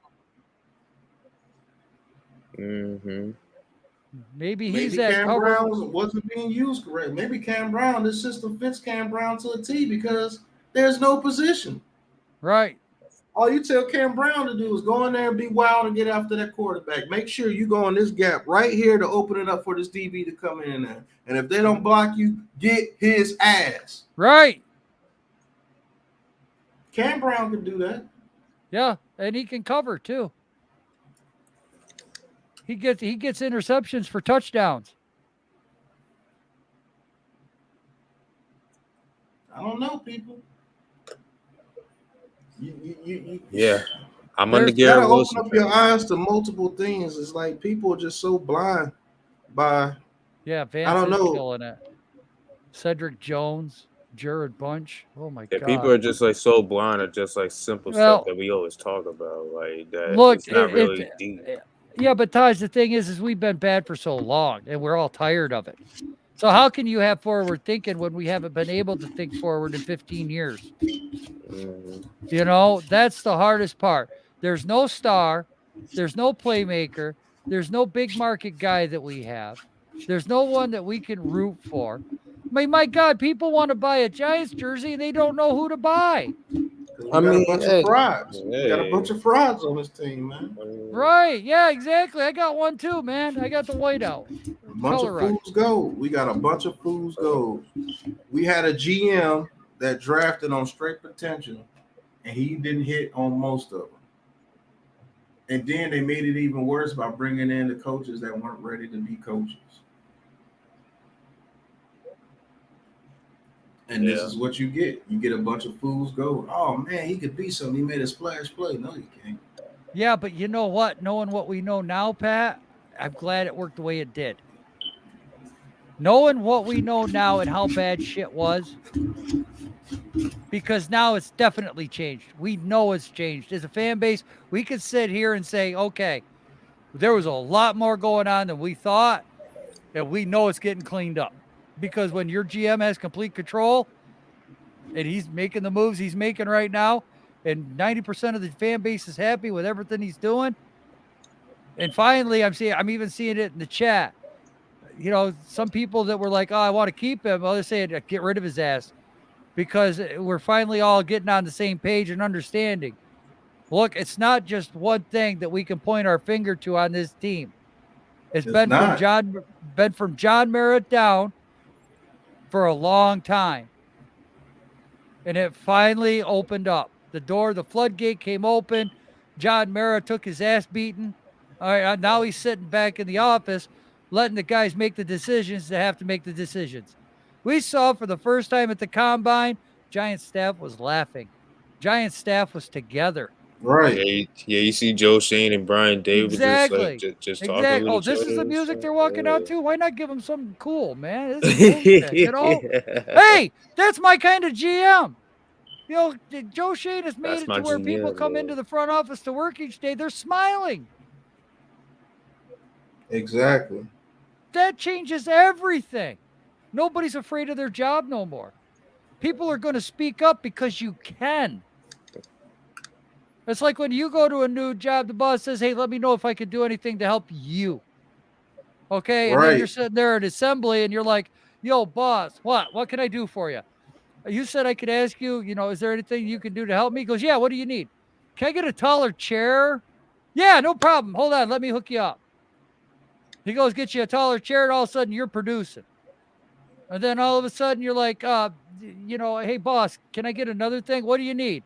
Well, we have to wear safety glasses here, but I can't afford prescription safety glasses. Do you have a bifocal safety? Yeah, hold on. Goes into the shop, grabs a pair of bifocal safety. Here you go. Thank you. Makes you so much easier. You're not afraid to ask that. Yo, boss, I got a problem at home. I know I've only been here for 4 weeks and I've asked for a lot. Well, what do you need? You need a morning off or whatever? You got family, you know? Yeah, okay. Go ahead, take tomorrow morning off. Shit. Are you going to want to come back to work the next freaking day for this guy? Right. Either that or you're going to be a jackass and misuse him, and then he's going to get rid of you. Right. But I think these guys were given shit and told her to make it into sugar. Yes. And that's what you're really saying to Daniel Jones. You saying, I don't give a damn about all this shit around you. I don't give a damn about all the injuries around you. I don't give a damn that your offensive line is trash. I don't give a damn that Jason Garrett and Joe Judge had a horrible game plan for you. I don't give a damn nobody's coaching you up. I don't give a damn that Saquon Barkley is injured. I don't give a damn about your receivers being injured. I don't give a damn about your receivers not knowing how to drop in zones and stop you from getting hit so you get rid of the ball. I don't give a damn about none of that. You suck. Tyrone and how Wheatley, fucked up is that? Wheatley, he wasn't that bad. Now Tim Biakabatuka. Tyrone Wheatley actually turning around with the Raiders. Yeah. Biakabatuka. Him and Napoleon Kaufman were nasty out there. Yes. But all that stuff that you said, all that shit that I just said, Daniel Jones sucks, even though he's going through all of that. All that shit around you, you still supposed to make it into sugar. Could you imagine what you mean, like how he could how he would be feeling like with all the stuff that you said? Could you imagine like how you feel like you mean? Yeah, how are you saying gonna, that, after the scenario I just gave you at a job, how are you gonna feel? You go into a new job, the guy's like, "There's your workstation, go do it." Coach, or boss, my back's killing me. I don't give a fuck. Right. Let's get that fucking assembly line rolling. Right. I need you to produce. Bro, I don't like, need you to bitch. If I was Daniel Jones and I had to go through this shit, man, I'm like, man, like F y'all. What if you was on assembly line where you had to put something together, but your damn tools are broke? And they tell you, I don't give a shit, make it work. Right. That's exactly what you're telling Daniel Jones. Right. His tools don't work. His tools are injured. They're terrible. His offensive line has holes in it. I don't give a shit, Daniel Jones. Go out there and fucking make it work. You fucking suck. You fucking suck. Right. Your offensive line is the worst in the league, but you keep getting sacked and you keep getting strip fumbled because you're getting hit from your blind side every time because the offensive line suck. I don't give a shit. You fucking suck. Right. Yeah. Right. Yeah. Now he's gonna feel you can't throw touchdown passes to third and fourth string and practice squad receivers because all your weapons are hurt. I don't give a shit, Daniel Jones. You fucking suck. Levance, I want to thank you for bringing this up because I had a talk with Pat about this. And this is the perfect time to bring this up. 1981. Okay, so for everybody that's saying we shouldn't draft an offensive or a defensive edge in this draft, we need a lineman. In 1981, we needed a freaking lineman. Okay? Sure did. So let's say the New York Giants traded out of that pick and got their lineman and missed out on the greatest defensive player to play the game. If the New York Giants don't go defense right there, we had Harry Carson. We had some good pieces on the defense. I think we had Marshall at the time. Yeah, we had some really good defensive pieces, but our offense sucked balls. So instead of getting that star wide receiver, that star running back, we got Lawrence freaking Taylor. Didn't really need a defensive guy, but that's long-term thinking. Yep. Had we traded down, he's not a Giant. So everyone's saying in this draft, we don't need an edge or we don't need a linebacker or you're reaching because the running back that was taken ahead of Lawrence Taylor had a pretty good career, but still was not the right pick for that team because we were number 2. They should have taken LT. Right. So for everyone saying that we got to have a lineman, when you're looking at the best player on the board, you're looking at LT. Mm-hmm. It's like Reggie White. We tried could you imagine Reggie White on one side and LT on the other? That was almost came true. And you still had Harry Carson. You still had, oh, good Lord. Oh, yes. No problem. Still had Marshall. I always forget the other linebacker we had was Carson, Taylor, and Pepper Johnson. You had Gary Johnson. Who was the other linebacker though? It was Carson. Oh. Damn it! I always forget his damn name. They all three were damn good. Oh, what you talking about? Carl Banks? Yeah, there you go. We had. So imagine Reggie White. Lawrence Taylor, God. Banks, Carson. Oh my goodness. Van Pelt. Yes, Van Pelt, number 10 was a hell.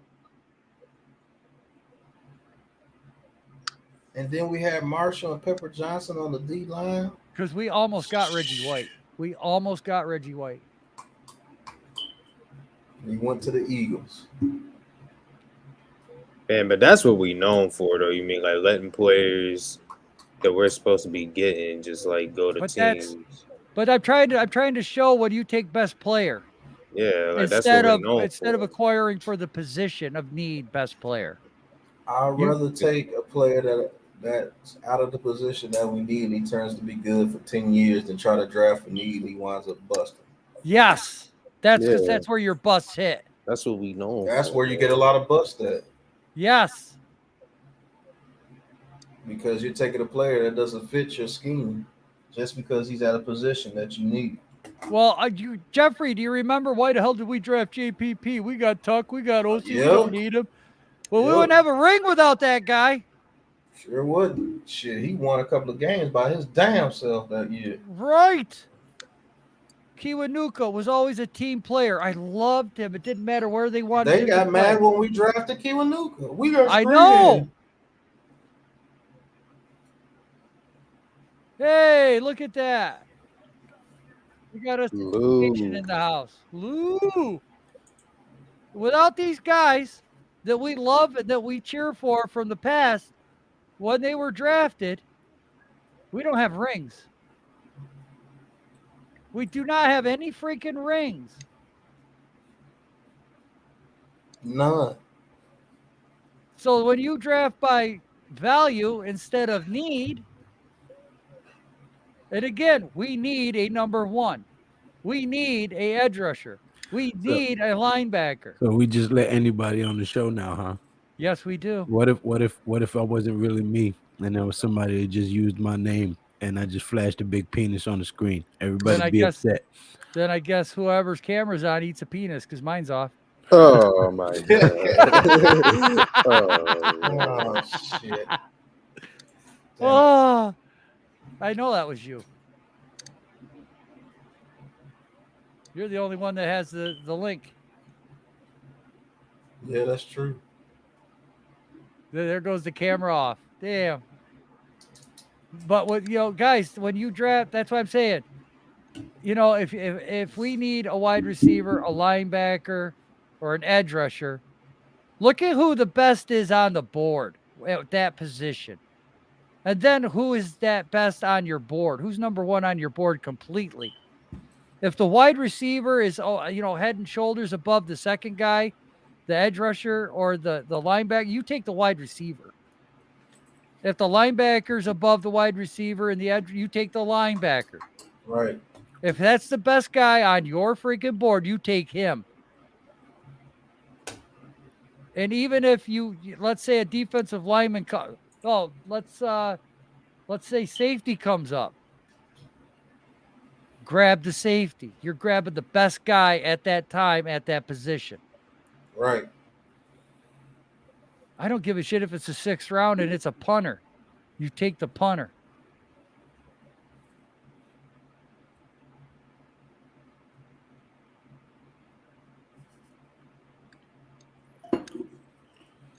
Which is why I was so mad about this damn Odell trade, man. Like we really, man.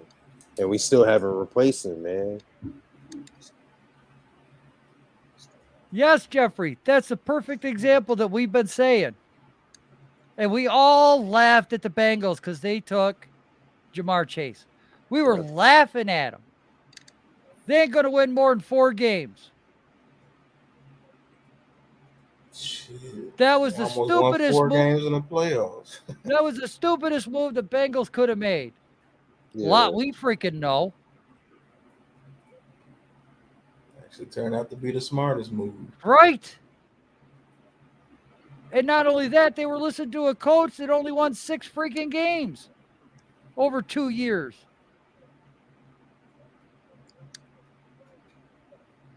And then, of course, Levance, in the famous words of Brother G Nation, yo, we're eating a cock meat sandwich tonight.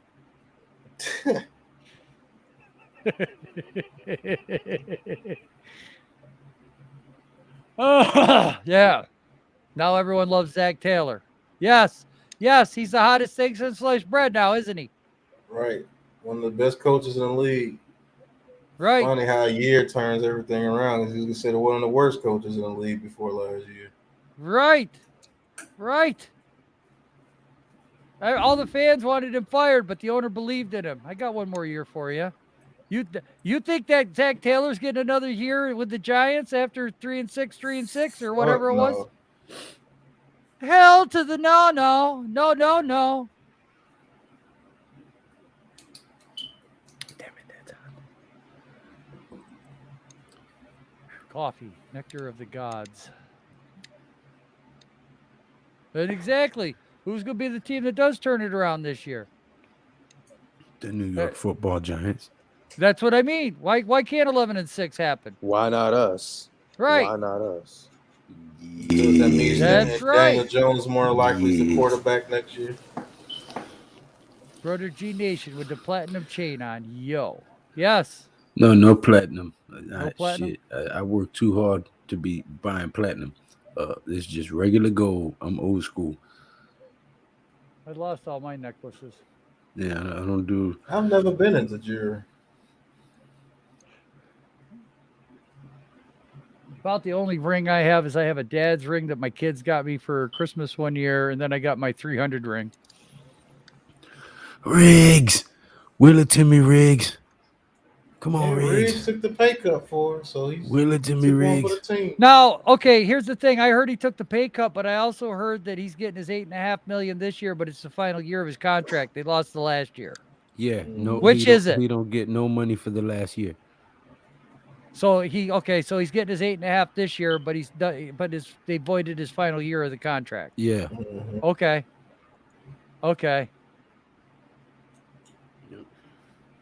Okay, yeah, thank you. Because everyone says he took the pay cut, and I'm like, that was only 1.1 mil. Yeah. So this is his prove it year. If he wants to do anything, he better stay freaking healthy. He better ball out. Or If he does that, he's gonna get a bag of money. And I'll take he's it. not gonna get nothing on the open market. So all that money next year, that goes towards that 90 million. So we automatically got more than 90 million next year.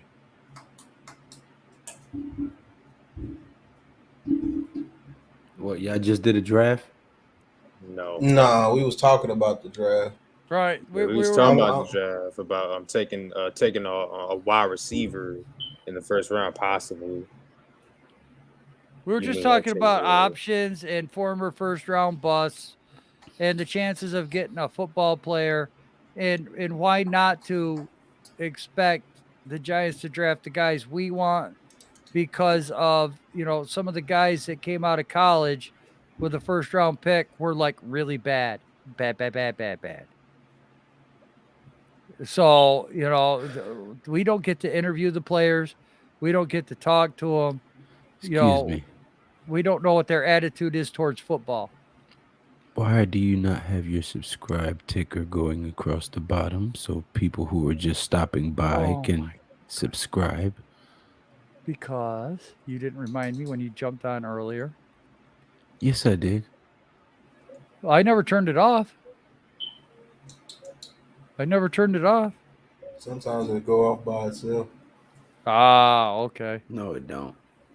Yeah, it does on mine. Sometimes it does. I have to turn it back on. Damn Spectrum. Yeah, probably it too. Well, get them up to speed, Joe. I'll be back in a second. All right. No, that's about it. We've just been talking. The basketball game sucked. UNC was blowing out Virginia, I think it was. And so the second half of the basketball game, we just started bringing up football and everything that was wrong with the team. And we sat here for probably an hour and a half just breaking down how fucking piss poor the wide receiver group is. I mean, piss poor. Not being able to sit in the zone, not being able to get open, dropping passes, not blocking. All the shit that's going bad for DJ. Well, that's why I drafted a wide receiver in my draft. Beautiful. I love it. It's coming out in the morning. Yeah. And that's another thing, Lou, is, a lot of us, and especially in the chat, are like, well, don't be surprised wide receiver in the first round. And a lot of people are starting to look at it like, you know what? That's might not be a bad Well, they're going to love my draft. It's already done. It's just I'm making it public about 8 in the morning. So okay. I'll look out for it. That's why I'm so late, because I was doing that. No, that's all right. I knew what you were doing. I still hung around long enough for you to jump on. And then the baby woke up twice. So You're fine. It's only midnight. Shit, we don't go to bed till 2, 3 o'clock in the morning around here. I don't anyway. I know you got me on this kick. Damn it.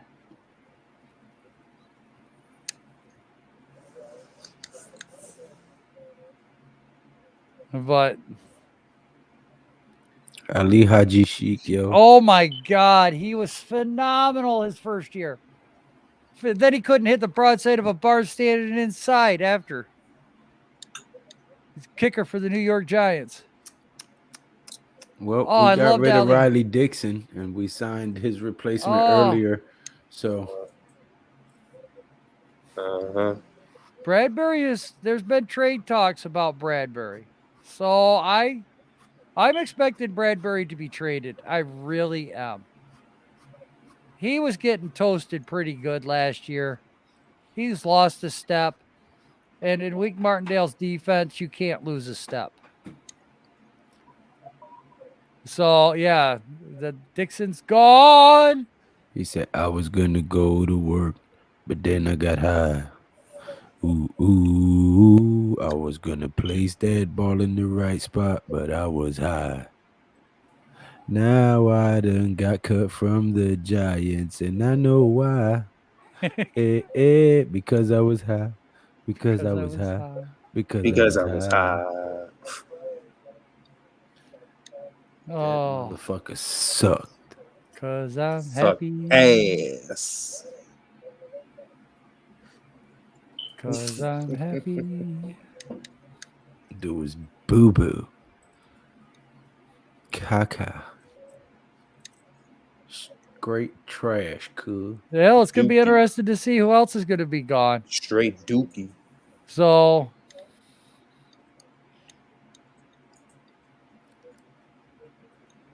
I'm looking forward to seeing who else they're going to get rid of, who's going to stay, who's going to go. Yeah, I could see Slayton gone. I could see. But you ain't calling the game no more at all. You just started talking about the Giants completely and just gave up on the game. Yeah, the basketball game, UNC was just blowing them out. Yeah, it was a blowout. Yeah. Dude, it was 25-point lead at half. Yeah, nah. That was disturbing. It was, and Pat couldn't really get it. So No game left behind. yeah, well, like I said, Pat couldn't get it. Screw it, you know. So is it on? it's off now. Oh, it finished? Yeah. Get rid of Zimenez. Just get rid of him. Yeah. Just get rid of him. It's Slayton, O'Shane, and Lorenzo Carter gotta go. Slayton, Zimenez. And that's blew out. Well, Lorenzo Slayton, Carter's free Zimenez, agent, and Carter. so Carter gotta go. Yes. I don't think Carter's he'll be not back. under contract. Carter's not under contract no more, so he's a Yo, free agent. Honey Badger, what's good? Glad you could make it. Yeah. You missed all the basketball. Now we're just talking shit amongst ourselves about the Giants. Right. We're talking shit about the NFL. I mean, I'm talking shit about talking shit. Because, you know, Joel's ass was talking shit for about 3 days straight. oh my God. I'm never going to live that one down.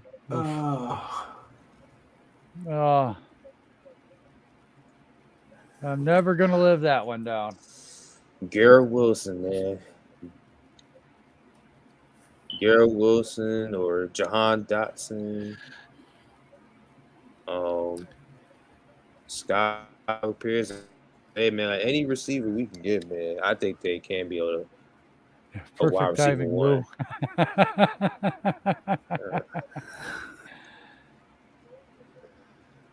Yeah, you did come in just right on time. Yes. At least he's got his camera off this time. Jeff says Traylon Burks. Yeah, Traylon Burks. We should Traylon pick up the Burks. Titans guard. Which guard would that be, Jose? Is that the one they just released today? Yeah, him. Yeah. Okay. I was asking for his name. I know he's the one that just got released. I was asking for the name. Well, I was just going to go into the Bradbury thing. Why it's going to be the Ravens, because I know the Giants are interested in their center. Yeah, Bradley Bozeman, right? Yep. The Mhm. Giants are, so I'm waiting for that deal to work out. I think that's what's going to happen. And if we can get him signed before free agency, I think that's what they're trying to work out with Bradbury. I think that's exactly why we're going after the Ravens want Bradbury. Trying to look for the name. Not Roger him. Saffold. Yeah, Roger Saffold, him. Mm-hmm. Yeah. He's gonna cost a pretty good penny though. He's coming off a Pro Bowl year. Yep. Oh yeah. And why are they letting him go? Money. Because it saves them money. Cap casualty. Yeah. Like 8 million or something like that. They saved 10 million. 10. Grab him. I don't know why we let Zeitler go. That was the dumbest shit in the world. But you know. That's why we got Kenny Galladay here. Yep. Because that we cut Kevin Zeitler and Corey Golden Tate. Littleton. Yeah. There's a lot. Jordan Hicks. Yeah, I like Jordan Hicks, man. I really do. If we could get him on a decent contract, I wouldn't mind him. Jordan Hicks is good. Man, Right. fuck him. No, I'm just talking shit. James Daniels. Yeah. Shit. Yeah, I'm glad I'm not the only one yawning over here. These nuts. Quit giving away my wrestling moves. I was just naming potential players you might want to draft. With the number 5 pick in the NFL draft, the New York Giants select. Lick a lot of These puss. nuts. Lick a lot of puss. Tight end. Put you Yeah, said lick a lot of puss. Tight end. put these nuts on the tight end. Eat at the YMCA. Tosh. Oh, man. Fellas, Priceless. I'm about to call it the night. I am too. We're going to be a long time tomorrow, too. Oh, sorry for yawning. Sorry, Lou. We're not going to stay up longer, but Pat's going to be Why, live. why you apologizing, bro? I'm sorry Hey, I you came know on what? late. I was doing, I know, but I enjoy bullshitting with you guys, man. I enjoy the chat. I live for these nights. I do. I love doing this shit, talking with the chat and you guys hanging out here. Keeps my ass out of fucking trouble. You know, that's what I told the wife when we got married. I says, you got two choices. I can either have like sports and food, or I can have whiskey and women. What's your choice? She says, I'll let you have sports and food. Thank you for 100, Alex. I'll take sports and food. At least you was honest. Yeah, exactly. Couldn't say that you didn't tell it from the beginning. That's right, damn it. Right from the word go. hey, 'Cause Hey. I'm good at both. his name ain't 3 F's for nothing. That's Food fucking football, buddy. that's Fuck right. A. That's right. Fornication, damn it. Fornication. Well, You that's sure where as the hell word don't fuck stand for comes road, from. Dad. Fornication under consent of the king. Yes. Mm-hmm. You had a fuck permit. I need one. Yeah. I haven't had one in a long time. Mine's expired. I've had desert dick so long I don't even remember my number. Dude, don't you hate it when you jerk off and a cloud of dust comes out the end of the tip?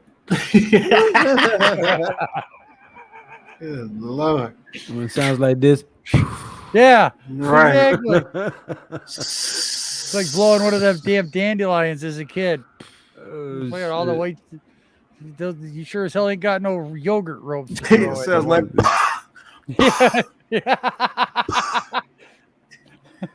Sounds Okay, like that come- dude laughing on TikTok. That- Yeah. Yeah. Oh, I ain't fucking with y'all, boy. Y'all crazy. just a little bit. Jeff said poof. Shit. Right. You got me going over I here. was over here trying to highlight the damn comment, my dumb ass. There you go. I'll do it for you. And on Like, that you old note, to this. I want to thank everybody that was here tonight. Jeffrey and Honey Badger and Nimar and who else am I missing here? Levance. I can't miss Levance. Advance, Oh, you guys Tudo. been great tonight. Tudo, NYG. Yes. Yep. You guys have been Thank all you fantastic. guys as usual for always hanging in there with us, man. Right. Right. They're just as big of troopers as we are for going live, man. That's what it's all about. So till tomorrow, any idea what time you're gonna go live tomorrow, Pat? 1, 2, Probably around 3 when the game started around 3. 3 your 1 and time 2. so far, our time. Mhm. All right, so 4 o'clock East Coast time. Pat be live on his channel. We'll be doing more basketball.